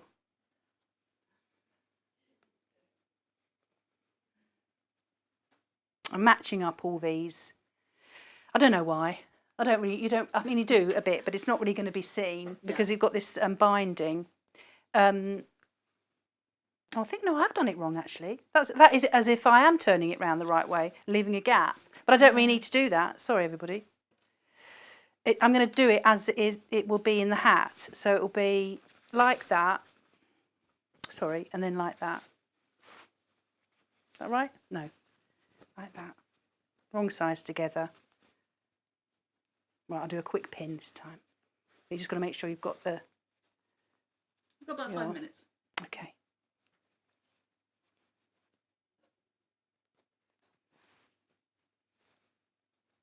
I'm so used to putting, right sides together and pulling it through, with a bag. That's what you do all the time, isn't it, with a bag? Leave your gap. So that's that. And you could base through round there just to keep it in place. And then we're going to put it in the hat. Right. But I'll just show you the binding. So you obviously can buy binding. It's you need 2 centimetres of binding, but I'll just show you how to make it because people say, well, how do you make binding? So if you imagine this is your fabric, that's your selvage there, and it's got to be on the bias. So what you would do is bring that over like that to there. That's your edge of your finished edge of that's your finished edge of the fabric there. So you'd bring it like there, and then this is where you're going to cut your binding. And then I'd get like a ruler. I mean, you need 2 centimetres. Whoops. So I'd get my ruler. I mean, this ruler is perfect, actually, the width of it. Yeah. So I would just draw along there and then cut it, and then I'd have 2 strips there. But why you do it on the bias is because on this occasion, we need it to stretch around that circle. I mean, sometimes on bags or something, you have binding, but it can be straight, can't it? Because it needs to have a bit of stretch, because this has got the stretch here. So that's all you do is put it over like that.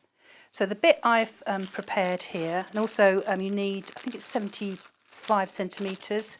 It's here. So to add the, you couldn't get the long length, probably because that's all you've got left of the, if you're doing it in the spot, but you haven't got a long enough bit at all to do 75 centimetres, so that will need a seam. So to do the seam, if you sew across there, and then that will be a nice seam then, it's not bulky. If you did a seam across there, which you can do, but this just avoids the bulk. Let me just sew that, and then I'll show you how to iron it.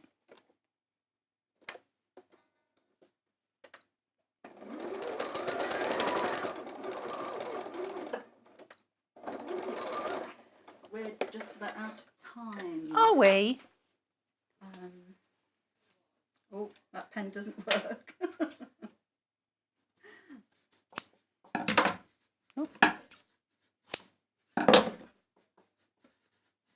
Shall I just show you the binding and then the crown? Got time for that? I don't think we've got time. If you show us how you make your binding. Well, that's how the binding is, like that. And because it's 2 centimetres, then I would make this strip 4 centimetres. Right. And you turn it in like that, and then you turn it in like that, and then you iron it like that. But because it's going to seal this edge, I ironed it over again like that. So I ended up with my binding like that. So if it's shop bought, it will look like that, and then you just iron it over. Okay. So to put the bag together, You just put it in like that and you match up so you've got these notches. So you put that in there, you sew all the way around it, like that, and then that ugly edge, you do it all the binding. As soon as nobody could hear me, would you like to say, well, I'll say thank you very much. You're very welcome. And would you like to say we're going to go to a break, see you in a couple of minutes? We're going to go to a break now, see you in a lovely couple of minutes.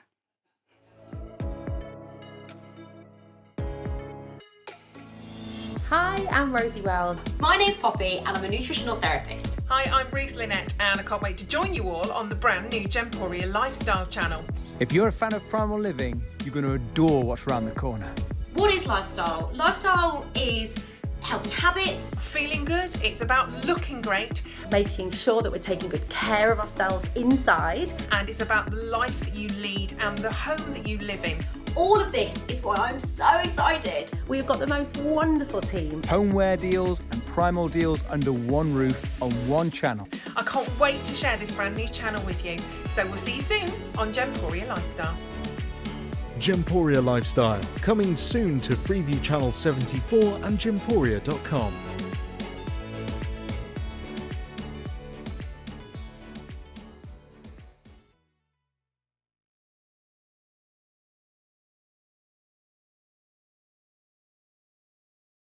Hello and welcome. We love hearing from you and we really hope that you can follow us on our social media platforms. We've got Instagram, which is @Sewing Street. We have Facebook. We've got 2 Facebook pages. One is the Sewing Street TV page and the other one is Sewing Street Fans. All 3 of these are monitored all the time by our wonderful team, and if you want to message us on air, drop us a line on either of those 3 and we'll definitely be able to answer your questions that you may have. If you post on the actual wall, we can perhaps answer there. Otherwise, message us as well. That works really, really well. Thank you so much for being involved, and it's only because of this community that we're able to bring you all these different diverse products and to be able to answer your questions that you may have. Another way you can stay in touch with us is by signing up to our newsletter. These newsletters are sent out to you very regularly and they include not only our guest profiles of upcoming guests, but also amazing shows that we've got coming up for you. And if you want to look at the amazing products before everybody else, that's the best way to do it. If you'd like to sign up and you haven't already, the link to follow is www.sewingstreet.com/sign up. You won't regret it. Thank you. If you love sewing, then you need the UK's favourite sewing magazine. Every month, you'll receive exclusive patterns. Follow simple step-by-step guides suitable for all skill levels to make your own stunning clothes, accessories and more, together with inspiring tips and tricks from industry experts. Join in and discover your love for sewing. Try Love Sewing today and get your first 3 issues for just £6. If you'd like to get in touch with us during our live show and send in any messages or any questions, then you can do it on studio@sewingstreet.com. Alternatively, you can message us on our official Facebook page.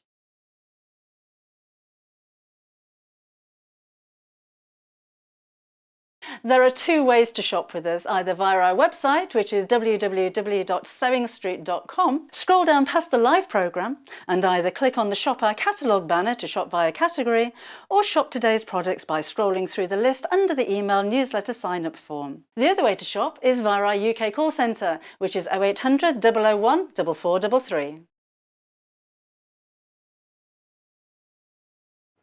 Hello everyone, my name's Cara Ackerman and I'm absolutely delighted to be here at Sewing Street. I actually originated from Hertfordshire, then went down to Hampshire and then it ended up in the East Midlands. I've been in the East Midlands for about 40 years now, which seems crazy, but 36 of those I actually worked with DMC Creative World, which was wonderful. I really, really enjoyed that. And then I decided to go freelance and that's how I got introduced to Sewing Street. I love doing anything to do with textiles, so embroidery, cross stitch, patchwork, done a bit of quilting, bag making, toy making, oh goodness, there's loads and loads of things. What I love doing is just trying something new, and I think one of the tips is don't be frightened of trying something new. You always learn from it, and you know, don't be scared of making mistakes either. We all learn from the mistakes that we make. little bit about me that you might not know and that's a bit of a surprise. I once went to the garden party down at Buckingham Palace, the Queen's garden party, for some work that I did with Marie Curie. I was so lucky to go there, and just a wonderful time. So I hope to see more of you on Sewing Street, and I hope to try lots of new crafts with you. So see you again soon. Bye-bye.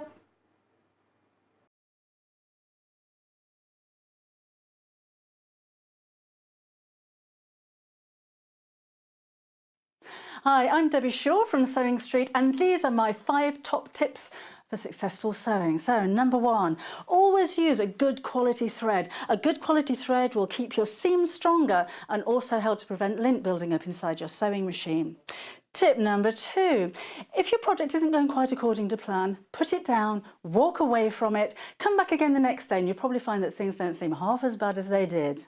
My tip number 3, never throw away your sewing machine manual, always keep it to hand because you're going to find hints and tips, techniques and troubleshooting in that manual. You'll miss it if you lose it. My tip number 4 is to read your pattern instructions before you even cut out your fabric. Different manufacturers of patterns will give you different instructions, different ways of constructing your garments and different seam allowances. So to have a successful garment, you need to follow the instructions precisely. And then tip number 5 is don't give up. Every professional sewer sewed their first seam. Every professional quilter quilted their first quilt.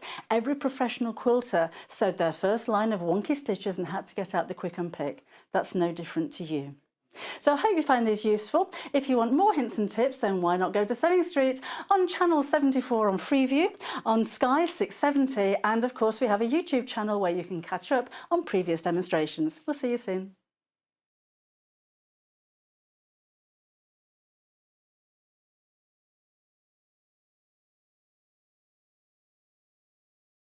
There are 2 ways to shop with us, either via our website, which is www.sewingstreet.com. Scroll down past the live programme and either click on the Shop Our Catalogue banner to shop via category, or shop today's products by scrolling through the list under the email newsletter sign-up form. The other way to shop is via our UK call centre, which is 0800 001 4433.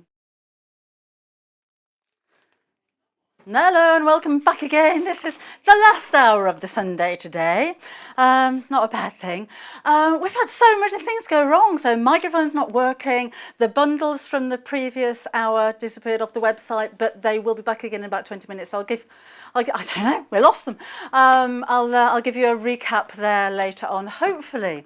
So this hour, we're going to be looking at the 780 Plus sewing machine, which is, I think, one of our most advanced sewing machines that we have here on Sewing Street. So I'll take you through the details there. We're going to make a doorstop as well, because we've got the pallets on the show too. But basically, the 780 Plus computerised sewing machine, actually very simple to use. Everything on board straight in front of you, and we have stitches up here as well. And I like that because I like to be able to see everything, all of the stitches, what the numbers that I'm choosing, without having to bring out the manual or you know, try and find the stitches anywhere. They're right here, they're right in front of you. But there's help on board inside the machine as well.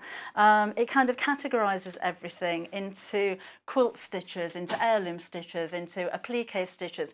With a lot of sewing machines, mine included, and that's fine, you'll have mode A, mode B, mode C, but this is a little bit more specific. So if it's maybe a new technique that you're learning, if you're the dressmaker but you want to do a little bit of quilting and you're not too familiar with the right kind of stitches, then it's kind of categorised in that way. So we've got satin stitches.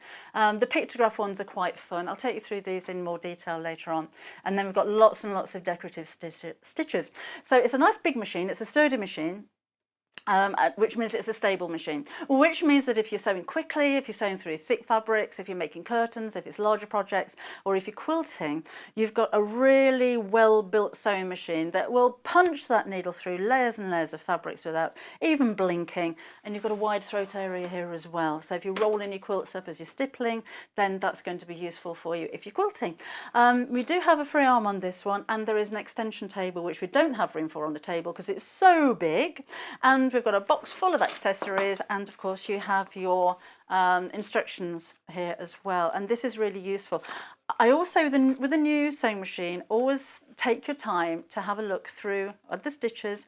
All machines are different manufacturers produce different types of stitches and different types of techniques, and you may well learn something that you didn't know your machine could actually do. Like, for instance, there's a whole section of stitches like these that you can taper the ends, so that can take you down to a 45-degree angle, and you can do a blanket stitch around a frame maybe, or that could be great for applique pieces.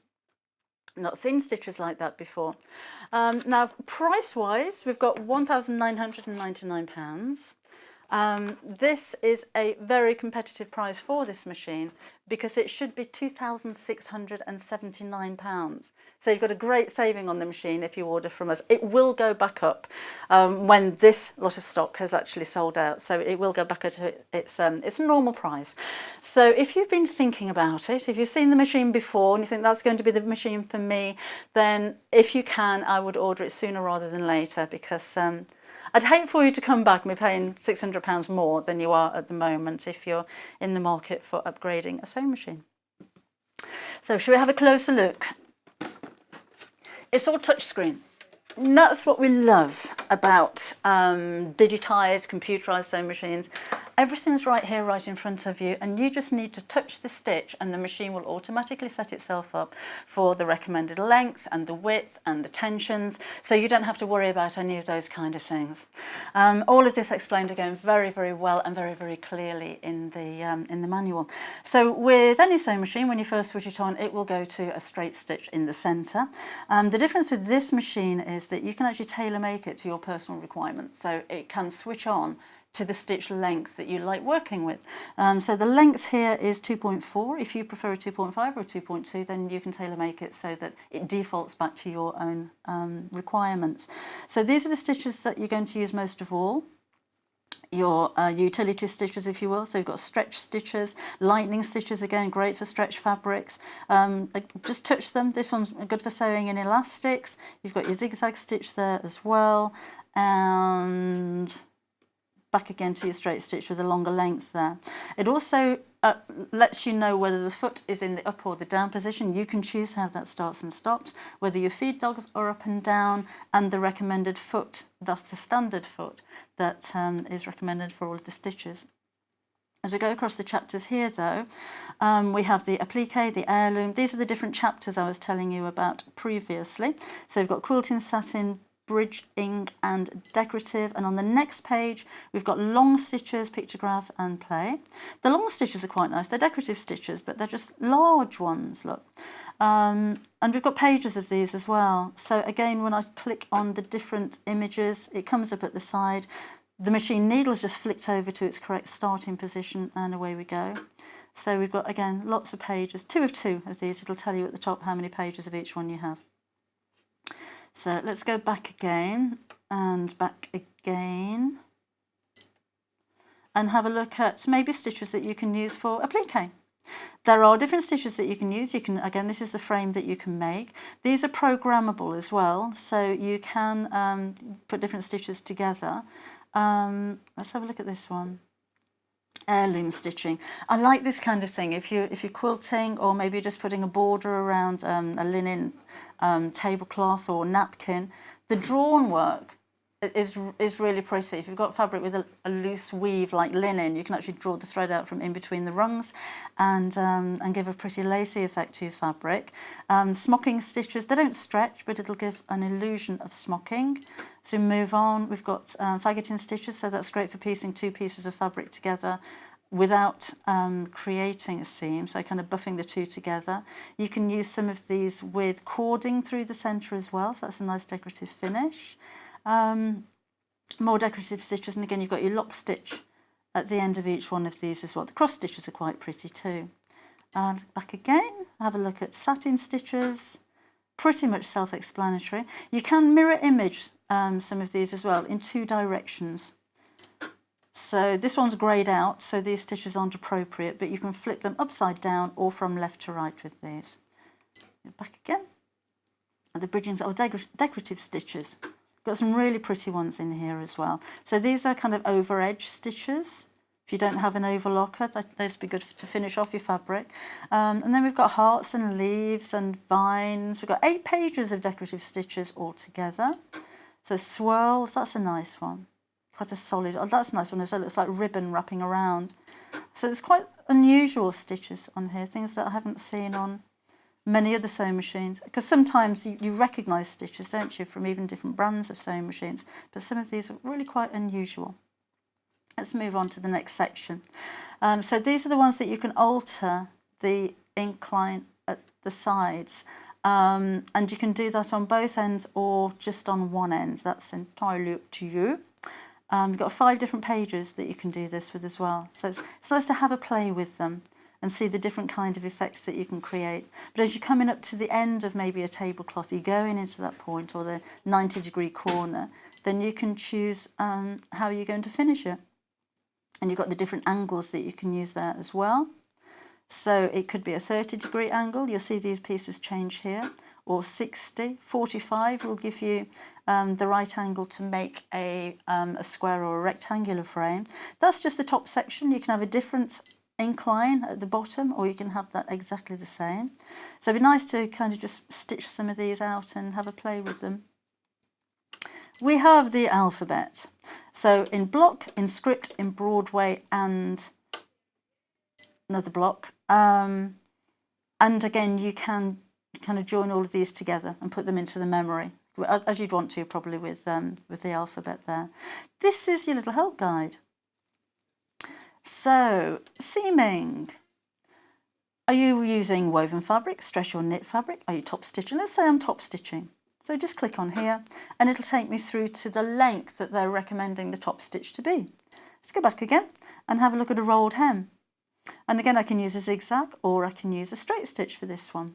For over edge stitching, you've actually got 4 different stitches that you can use there. They all work in exactly the same way, taking the thread very slightly around the edge of woven fabrics and stretch knit fabrics to help to prevent fraying.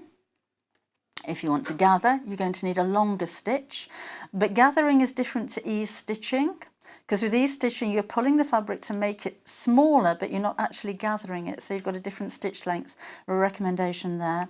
And then if you're fitting a zip, is it a concealed zip or a lapped zip? Let's have a look at the concealed zip. You've even got little directions on how to actually use that as well. So that is really helpful too. So that's kind of a brief overview. You can save some of your stitch designs in there as well. There's a USB port on the side. That's not to import embroidery designs like it was an embroidery machine. That's actually to save some of your designs on for when the memory on the machine gets full. You can use the machine with or without the foot pedal. The foot pedal is huge, so you can always find it. Less likelihood of it slipping. You have a start-stop control on the front and the speed control. So the speed control works with the foot pedal if you want it to. Otherwise, take the foot pedal out and just use start-stop and then speed control here. We do have the little snip function.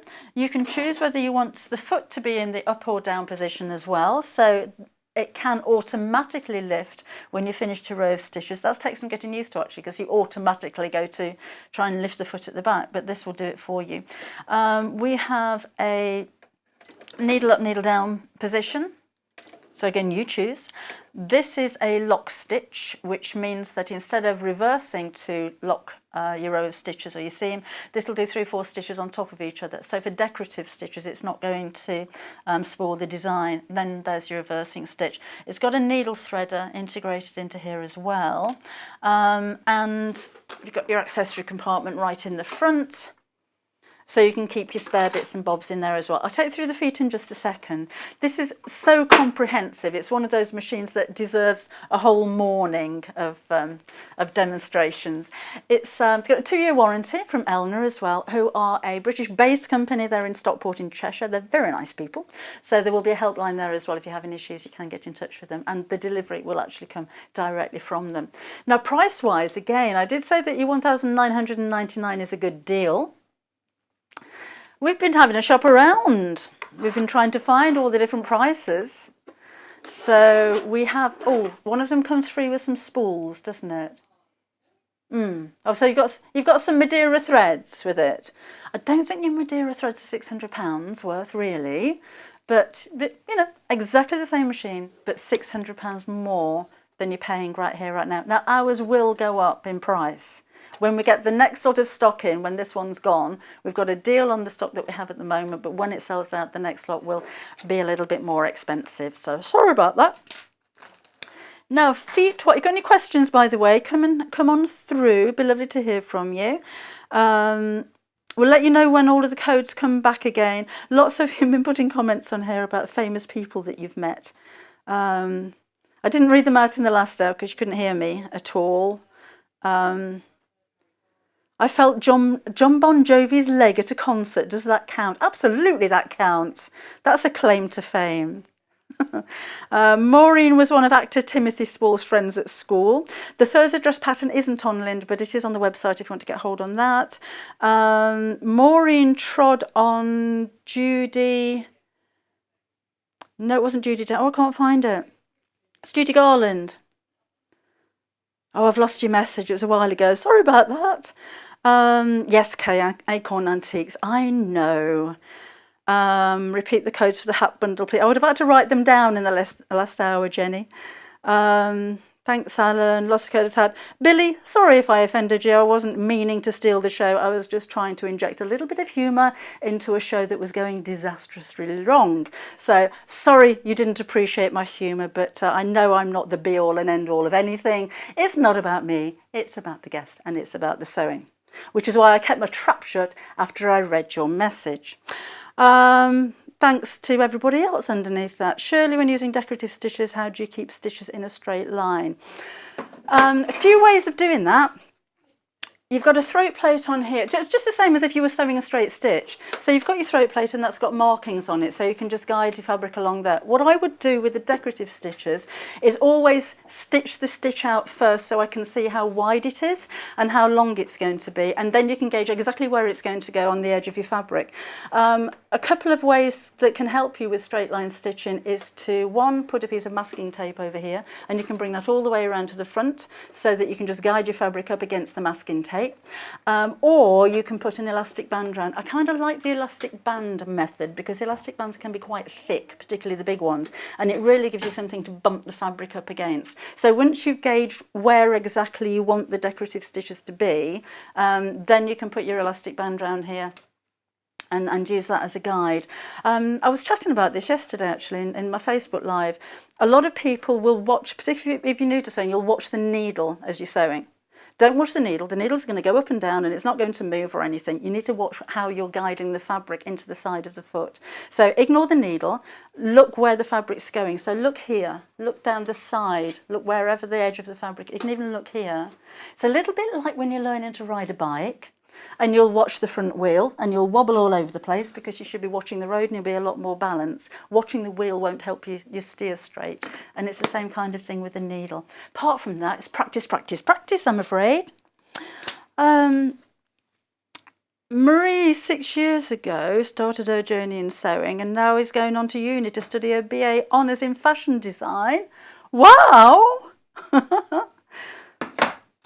I didn't do a lot of studying myself.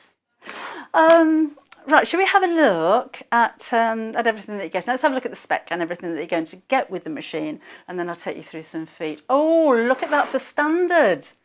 Standard accessories, wow. Blind hem foot overlock. Oh, I shan't go through all of them, but you get the idea, don't you? We've got the straight stitch needle plate. I'll show you that in just a second because we've got the high performance straight it's difficult to say, straight stitch needle plate. The instructional DVD as well. I haven't got that here, have I? But yeah, it does come with an instructional DVD. That's really useful too. And actually, if you want some more ideas, inspiration or instruction, Elna do have a YouTube channel. And oh, actually, there's lots of reviews of this machine on YouTube as well. A lot of them are American, but there's a lot of unboxing type of reviews as well. But we launched this here in the UK. It says UK exclusive at the top of the page because we actually launched it here, so we had the exclusivity then. And there you go. But yeah, there's a lot with it. I love a box like this. It's like getting a chocolate box and finding lots of goodies in it. We were talking about walking feet with Angela in the first show. This machine has a couple of walking feet. Oh, you've got your integrated walking foot, and then you have another walking foot that is for straight line stitching. I don't know what's happened to that one. But this is it. So this clips onto the back of your machine, and basically these are feed teeth, like the feed dogs underneath your machine, that when you sew, this goes around the needle bar, it hops up and down, so it gives you an even feed of fabric from the top of the machine at the same time as the bottom of the machine.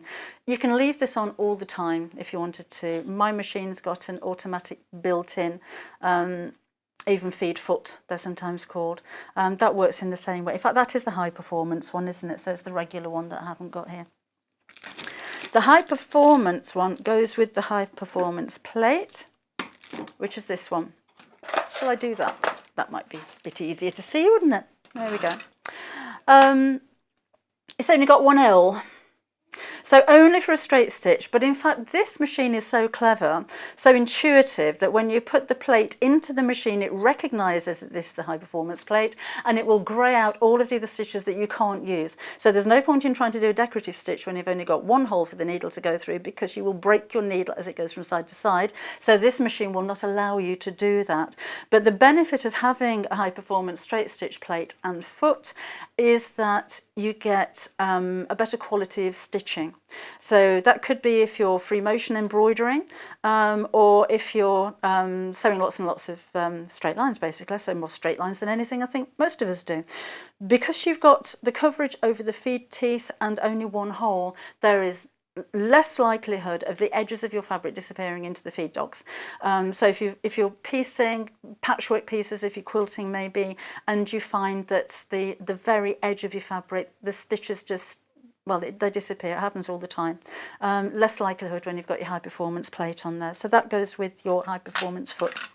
We have your free motion embroidery foot, but then there is an adjustable one as well. This is a nice dome shaped one, and a couple of reasons you'll use this one. One is for sewing through fabrics with a pile, like velvet or toweling or fleeces, but it's also got a 1/4 inch marking on there. So if you wanted to echo quilt with 1/4 inch distance between the stitches, free motion, then you can use this.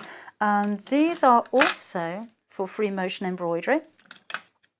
So a closed toe and an open toe. So you choose which one you want. And then you also have a free motion foot for ruler work as well. That's included. The other feet, I'll go through really quickly because I want to make something in a minute. That is your straight stitch foot. Again, one hole. We have a rolled hem foot. We've got an over edge foot. You have a 1/4 inch foot with a guide. There's an invisible zip foot. There's, I could have done one of those, couldn't I? That's another 1/4 inch foot, but without the guide. Then you have a blind hem foot. These are all explained in the manual. An open-toed satin stitch foot. That's another straight stitch foot. And that's another free motion embroidery foot. A button placement foot. Zipper foot, as you would expect. A buttonhole foot. And that's it. You've got a seam lifter as well, so that's going to help you when you're sewing over thick fabrics. So that's just a quick overview. That's a quick overview that took nearly 20 minutes. But there is a lot. I mean, for goodness sake, it's £2,000. You expect a lot, don't you? You expect a lot of feature, you expect a lot of performance, you expect a high-end sewing machine. That's exactly what you're getting with this one. But you know, it's not difficult to use. Still going to be easier to use than trying to figure out the timer on my cooker. Still can't do it. Still can't do that one. Right, I'll put you down there out of the way. And shall we do a little bit of sewing? I'm going to bash on again about the price, because a £600 saving is an awful lot of money for you to be saving. So the stock that I don't know how many we've got, but the stock that we have at the moment is at a reduced price at £1,999. When it comes back, it'll have that £600 plonked straight back onto it again. So we managed to twist Elna's arms right at their backs for a certain period of time, but they've worked their way loose. and all good things must come to an end at some point, so that's going to happen here as well. Feed dog dropping, really easy. It's a button at the start. Oh, there's just so much to talk about with this machine. It's quite bewildering. Let me give you a reminder of our early bird.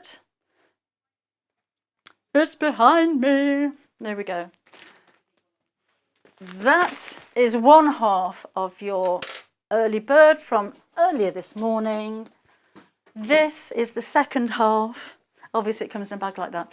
These are huge. We don't have very many of these left. That's a quarter of the size there. There's 4 times that size.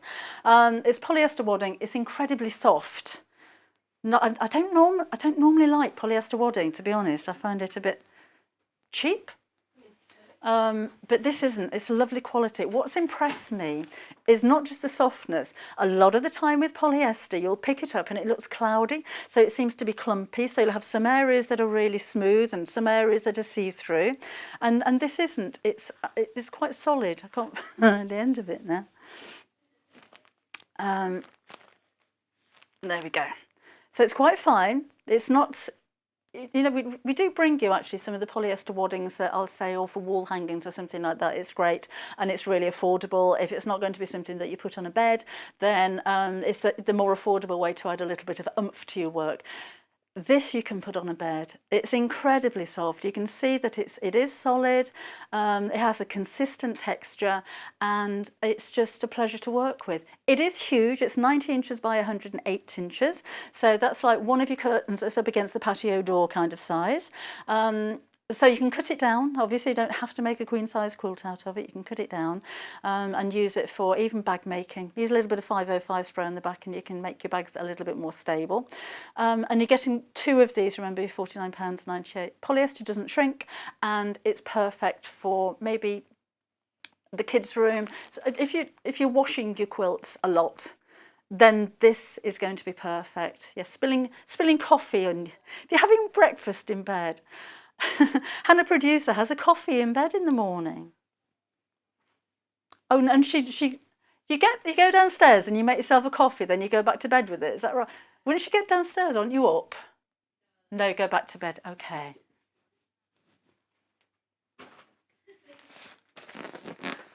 Once my eyes are open, I'm up. Right. We're going to make a doorstop. A very, very simple doorstop, but a doorstop nevertheless. And in the bottom of the doorstop, we're going to have pellets. These are recycled plastic pellets. I have before now used things like pulsers or rice in a bag in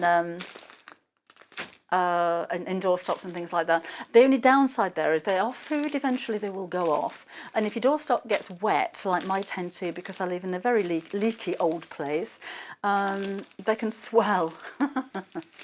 So yeah, if the spillage is on the floor. Oh, I trod on a slug this morning. I know, in the house. I know. I don't know how they get in. I know we've got little gaps, but it just wasn't very nice. And the thing is, by the time I'd gone to get something to pick it up and put it back outside again, it had gone. Don't worry. So I obviously didn't kill it, but some slugs, pellets. Where was I going with that one? Oh, spillages on the floor. That just came to mind. It's not very nice. So if you're using rice and everything, well, it's perfectly well, but it can go off and it can swell up. This could be making pattern weights. You could be making bookends. It could be things like, you can get some like Tilda type dolls that sit on shelves, or elf on a shelf type things. If you're making that type of doll and you need a weight, then that is absolutely perfect for you. And I reckon for a hefty doorstop, you probably use half of it. If you're making pattern weights, you're going to make loads of these. Now, it's only £5.99. If you've already ordered something today, remember you don't pay any extra postage. It's only £3.95 all day long. And we sell out of these a lot. Very popular. Recycled plastic. Right, we're going to make our doorstop from the panels. Are we all here still? Panels from the marmalade. So this one is a KZ Yu 20. Yu.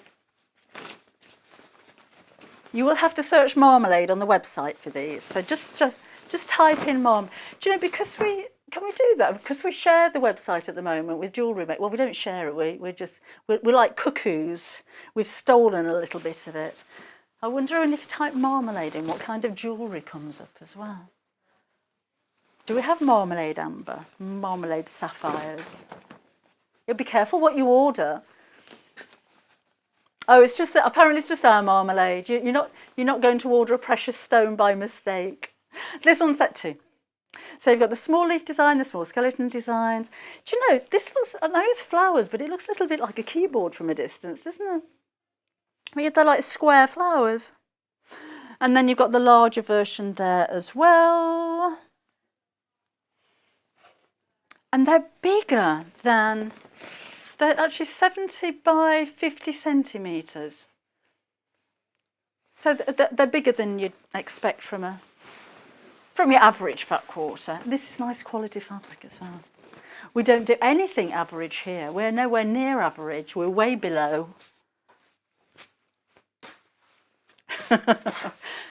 Not as far as products are concerned. Yeah, presenters are rubbish. They know nothing. They break their mics.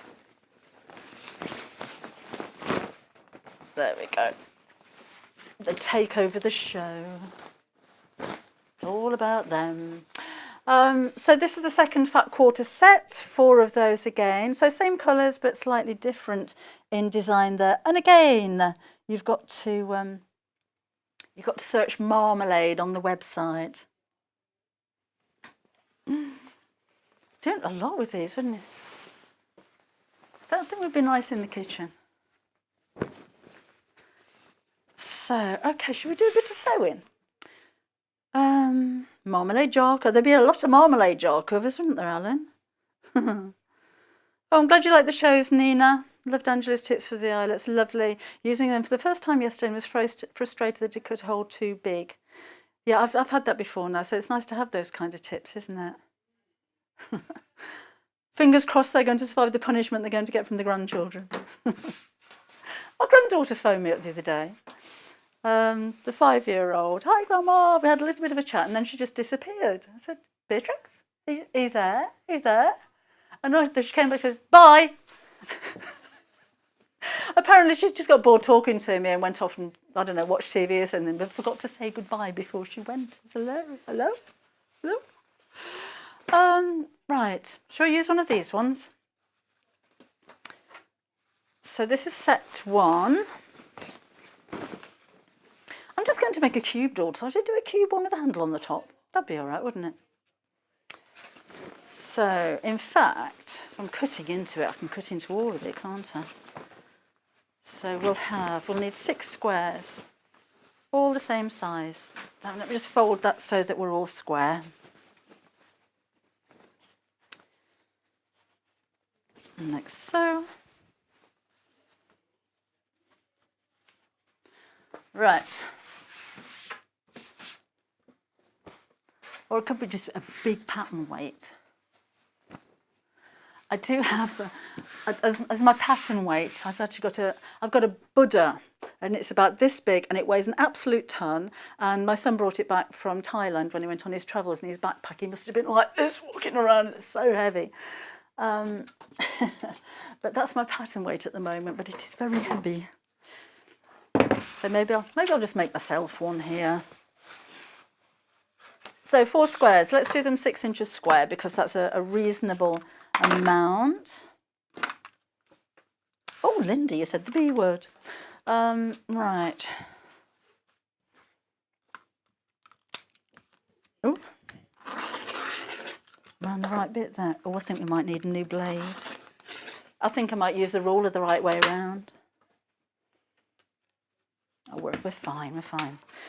So I need 6, so this will be 4 of them. Rulers and rotary cutters and mats and all that kind of thing. Have a look on the website, we've got loads on there. Oh, there's a ruler deal coming up tomorrow, apparently. Oh, it's bank holiday, isn't it? You don't tend to notice bank holidays and weekends when you work all of them. There we go. Whoops. Just need that cutting there. Like so. Okay. And then shall we put the pellets into it? I can use the spare ones if they're... So I'm talking to myself now. No change there then. Oh, and we need a handle to go over the top as well. So I'm not going to fill this with pellets. It'll need some toy filler, so we probably shan't get that far. So 4 sides like so. Then I'll need a top and a bottom. So I'm going to use that one and that one because I like those best. And then I've got 2 squares left that I can make a bag to put the pellets in, and then I just need a handle, so I'm just going to cut another strip from something or other, and that is going to be, remember to search marmalade if you want the fabrics. Let's do that in this fabric.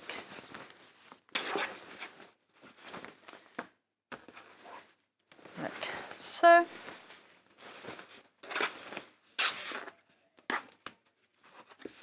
And I'll have this 8 inches long by 4 inches wide. So if I do that on there, I can measure the 1, 2, 3, 4 inches on the mat.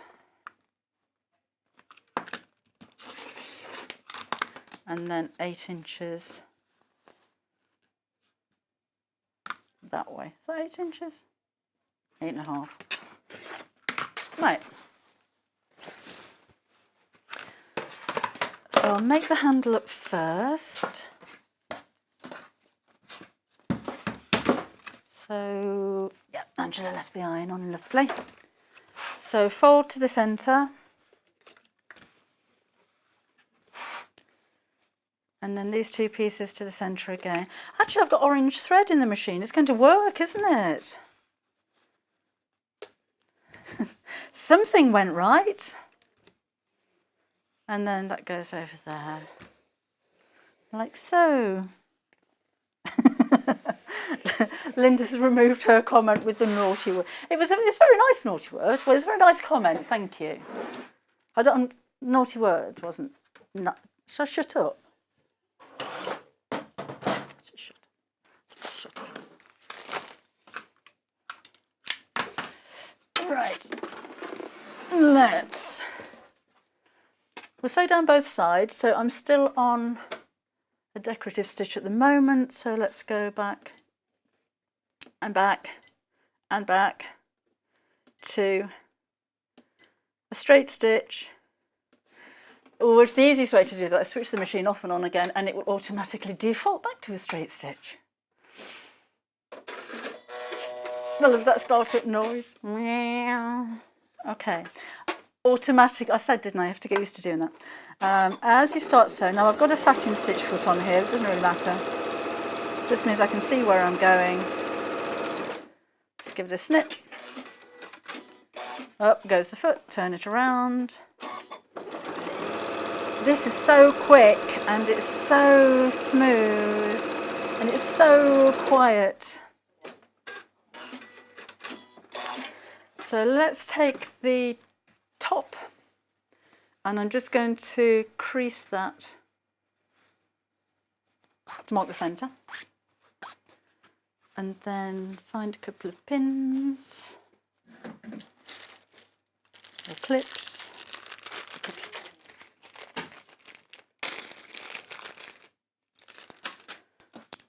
All right, so one on that side. And so these are just either side of that crease mark. So you can see that's going to form a handle on the top. Easy. And stitch within the seam allowance. Fabric's nice, isn't it? Quite impressed with this one.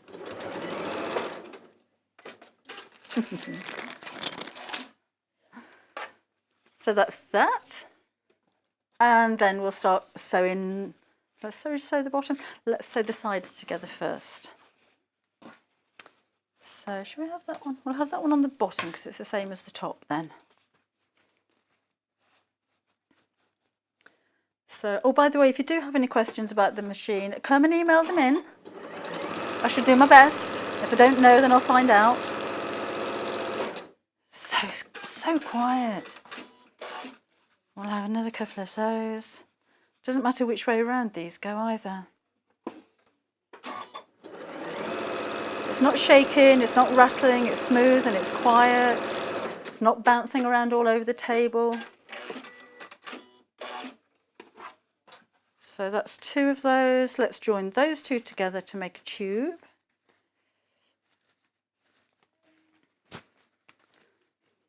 Like so.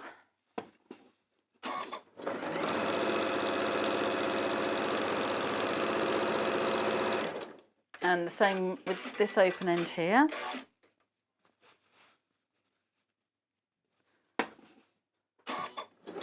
And I'm just using a roundabout 1/4 inch seam allowance. It's not really important, as long as all of your seams are consistent so that you keep the square shape. Now, I need to sew the base in. Now with the base, and I've shown you this before, but I'm not going to start sewing from the corner there. You need to overlap it a little bit, or start sewing a 1/4 inch in. So in effect, I need to line up the raw edge here with the base, so it looks like it overlaps the seam a little bit. Does that make sense? And I'll need to leave a gap in here as well, so I'll do that in the other side. If you want to pin, fine. Tend not to.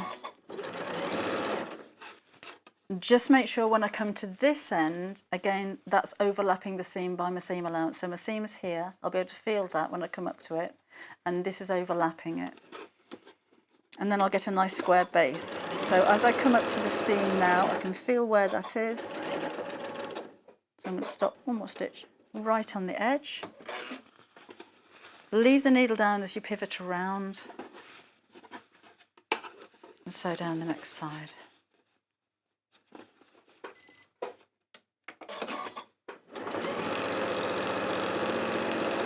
Make sure the next one's overlapping as well. So again, you can feel where the seam is here. Foot up, turn around. I'm going to leave the gap in this side, and I'm going to leave quite a big one because I want to get a bag of pellets in there. So I'll reverse here, cut the stitches. And then, oh, should have been a bit bigger really, that'll be fine. And then back again, reverse up to that seam, and again it's overlapping by the seam allowance. Foot up, turn around, back down again. Remember, if you wanted to go for any of the fabric panels, just search Marmalade on the website and they'll come up there. And we're going to leave you with the details on the screen of the sewing machine, because I just want to reiterate again, £600 saving on this machine. But when this stock's gone, it's all going to go up. Right, and we're down to teens for the early bird, excuse me, which is those 2 bags of wadding. So sewn all the way around, left a gap in the bottom. Going to do the same with the top bit now. So right sides together, overlap those corners. And so, obviously no gap in this one. Angela, hello, Angela in Leeds, how are you? How's Leeds? She says, hi Debbie. Loving the show as always, thank you very much. Oh, she got her 780 a week ago. She says, oh my goodness. What a joy to sew with. I'm so pleased that you like it. She didn't realise it makes so much difference to her hours of sewing. She says there's so much the machine can do, and she's looking forward to playing with it for many, many weeks to come. Years to come, I would imagine, Angela. What are you going to make? Where'd you start? Oh, anybody else got it? What have you made with yours? How did you find it? It's very, smooth. It's just a pleasure to use this machine. You know, I have a very nice machine, but this.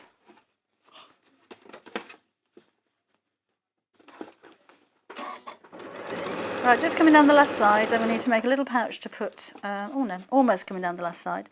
We need to make that little pouch to put in the pellets and stuffing.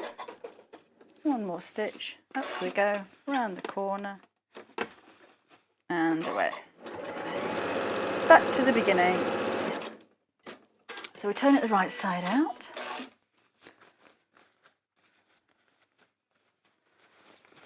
Here we go.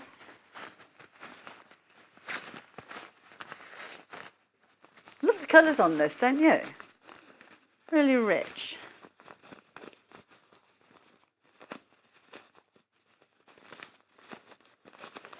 So, fabric panel search marmalade.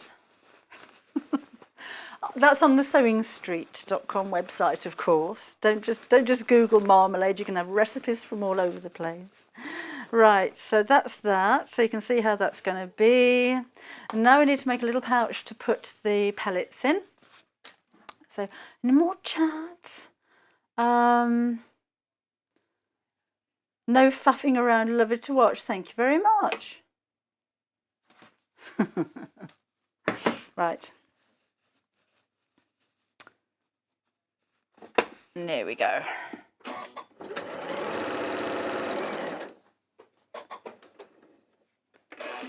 So this can be any shape or size really, it doesn't matter. Again. So you're not going to, oh, you're not going to see, I didn't even need to do this inside out, to be honest. Oops, let's leave a gap there. So I can get the pellets in, move that across, backwards, forwards, and back down here. And then, I'm turning it the right side out, but you really don't need to. Not going to see it. Now I have my pellets, I pour them into a jug. Oh, thank you. We have a lunchbox.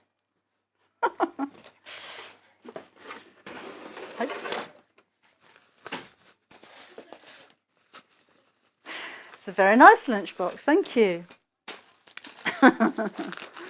Right, let's make a little hole in there.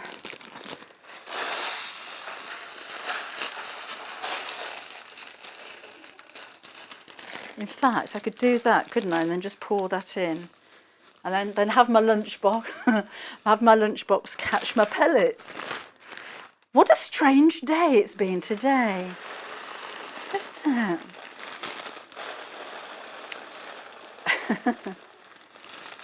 Things not working, website not working, I don't know.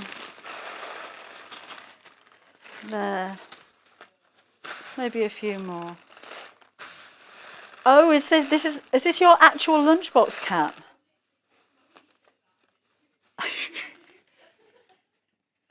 Sorry, she says she's actually taken her mini cheddars out of here to give it to me. Sorry.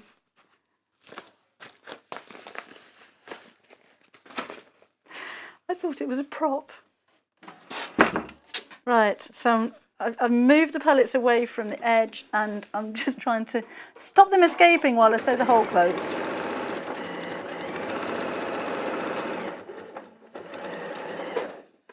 There. And I've probably used about a quarter of the pellets that are in that packet. And then toy filler. Very strange day. So I'll have a bit of toy filler in here. We've got toy filler on the website as well.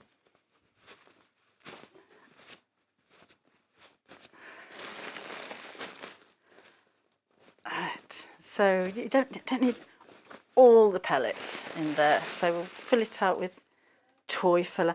Not too full as well, because I want it to keep it square shape. And you find if you put loads of toy filler in here, it goes round at the corners.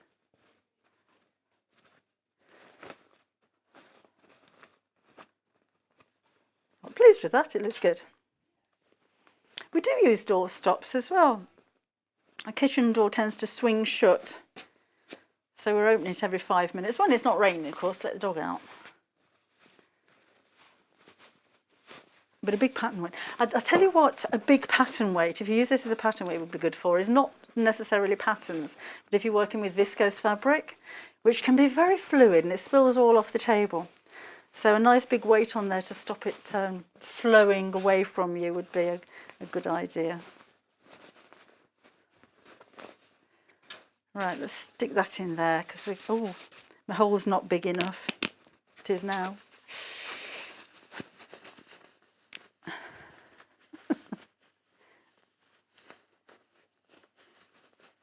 It's just a really strange day today. I haven't been here for a fortnight and I just thought we're going to have a really nice day today. And then things just went wrong, didn't they? Right, I'm unsnipping just a few threads here because I didn't leave my hole big enough to put my pellets in.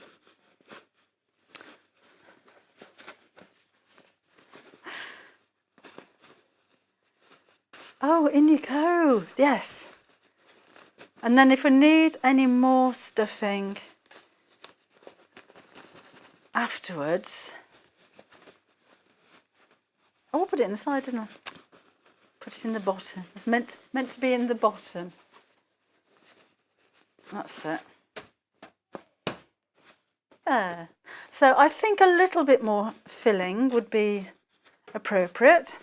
Then I've got the gap at the side there, which I'd hand sew closed. Actually, I'll use a ladder stitch so that you don't see that anyway. But that's a really handy, quite weighty little doorstop that from scratch can probably take you about 20 minutes to make. So it's really, really simple. So there are doorstops in that book that we had on in the first show this morning, actually. There's a triangular one in there, which is quite nice.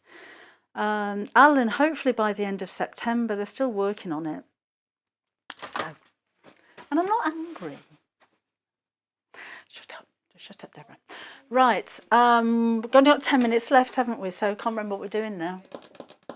Oh, the bundles. Right, we had problems on the website with these, didn't we? They are now available. They are on the website, but you've got to search the code for them now. So are you ready? Go and get a pen and paper. Or if you've got your phone, you can just press the number into your phone then, can't you? And then you remember it that way. Are we ready? Okay. For the hat behind me here, it's this bundle. So this is all fat quarters. And the number is RSXC52. And you'll receive 4 fat quarters and some stiff interfacing as well. You can buy this on its own if you wanted to. You do get it with the bundle, but if you wanted to use a lighter weight interfacing, like Angela did, then you can do that as well. So £11.99, but you do need to search that code, RSX652 on the website. Okay, so that's that one. Then we've got the most affordable option. So even if you're not making the hat, it's worth stocking up on these fabrics. 2 fat quarters of yellow spot, 1 solid sunshine yellow, and 1 yellow gingham. And you have your interlining, again for £10.99, including the interlining. Now the code for this one is NYXC68. You'll need to search that again on the website. Or when you call up, you can give us a ring if you like. 0800 001 4433. And the final set we have, or the bundle we have, is the denim. So, oh, there's another one, isn't there? There's a tilde one somewhere. This is 1 piece of denim, so that's a ½ metre. And you've got your solid in the grey, and then your boat lightweight denim as well, and your interlining, that is £12.99. So if you're not going to make the hat, you can just use all of these ingredients to make a really nice bag with. Make a nice hat, or a storage box would be perfect, because this is stiff enough to stand up on its own as well. Again, £12.99. You will need to search for TPXC20. And then we have the actual, how girly is that lunchbox cat, really? Are you 5? Then we have the Tilda bundle, which is which is a shame that these shows are on YouTube forevermore, isn't it? Angela did a brilliant job. Technology wasn't really playing a good part in the last hour. £12.99 again for these. So 2 of the floral, those are separate fat quarters, and you've got the spot and you've got the grey there as well. Yes, thank you for bearing with us this morning. There's still 44 of you watching on Facebook. I'm amazed you're still there.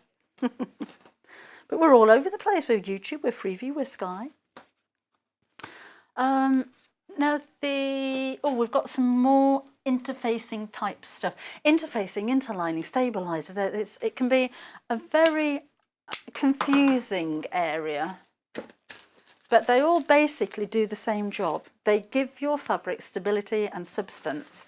So whatever reason you're using it, you may be using interfacing on a collar or around a neckline or on cuffs and pockets and things like that if you're dressmaking. If you're bag making, you can use any one of these to make bags with for different types of firmness. This is Thermolam, which is an insulated wadding. So this is the kind of thing that you can use for placemats, for tea cozies, for oven gloves, for table runners, for things where heat is involved. This isn't the one with the silver thread, so when you get it home, don't think, oh, it's not shiny, I've got the wrong one. It feels like felt. It's incredibly soft, but it does have insulating properties. And this is a sew-in. Now, you don't have to use this just for the thermal aspect. A metre by 90 centimetres for £5.99 is a really good price for a fleece or a wadding or a batting or whatever it is that you call it. So, you know, you can use this for wall hanging. You could use this for other projects as well. So that is your Thermolam. If you'll have a look on the Valiseline website, then they do have guidance on how to use those. You can't buy directly from Valiseline, but you can have a look at their hints and tips. So, and then finally we have fusible foam. Now this I would use for bag making, for storage boxes. It kind of, or it'll stand up, but it's still quite soft. So it'll give your bag a nice sturdiness, but it's still easy to sew through. So it measures 1/4 inch in thickness. You can cut it away from the seams if you wanted to, but you can sew through these quite easily. So there's one side which is slightly rougher than the other. That's got glue on it, so that's adhesive. And then you just iron it from the fabric side down onto the back of your bag. So this is a little bit thicker than the H640. Which is a fusible fleece. H640 is a little bit more like that, but fusible. This is a little bit thicker, so for a bag, when you put it on the floor, it will stand up. You could use this on the bag that Angela made earlier on. That would give it a really nice shape. So that's that one. Anyway, question from Linda about the 780 Plus. She said, oh, hi. Can you tell me if the Elna 780 would be suitable for bags? Oh, absolutely suitable for bag sewing. Absolutely. When you're sewing through thicker fabrics like that, this is a powerful machine. So I'll always say, use a denim needle because they're stronger needles. But this is a really powerful motor. So you probably find you don't even need a denim needle with it, to be honest. But yes, the machine, it has the power to be able to sew through thicker fabrics. So if you're sewing faux leathers or canvases and you've got your waddings and you've got your linings and then you're putting binding around everything and you're getting really, really thick fabric, you've got your extra high presser foot lift, you've got your seam lifter included in there as well. But yeah, it really does, it packs a punch, this machine. It's top of the tree. Top of the range, and it won't be this price forever. Remember, you are saving £600 if you order now. Stylus leaping out at me. This stock that we have is at a reduced price of £1,099, £1,999. The next lot of stock that we're having when this sells out will be £600 more, and that seems to be the price that you'd pay for this elsewhere as well. So that's taking us up to what everybody else would charge for this machine. Okay, any final hellos? I'll have a quick look. Oh, Alan's put all of the codes for the kits on Facebook. Thank you, Alan. That's very kind of you. Let's have a quick look at what's coming up tomorrow. So at 8 o'clock in the morning, it's Creative Grids with Sally Ann Harrison. We've got Bank Holiday Deals at 9 o'clock. Baby Quilts in Vintage Tiles is at 10 o'clock in the morning. Bank Holiday Deals is at 11 o'clock. And then we've got a repeat of Angela's summer bag from this morning as well. And that's at 12 o'clock tomorrow. I'm going to see you again on Thursday. I'm going to be here Thursday and Friday. I'm not here next Sunday, but I'm doing Thursday and Friday as well. So hopefully gremlins won't be here and microphones are going to work and everything's going to be wonderful on Thursday and Friday, isn't it? But it's been lovely to have your company this morning. Thank you for being with us here on Sewing Street. There is another hour of sewing after we've finished here from one of the repeats of yesterday's show, so do stay with us if you still fancy a little bit more sewing. So again, I shall see you on Thursday. Enjoy the rest of your Sunday, enjoy the rest of your week, and I'll see you then. Bye-bye.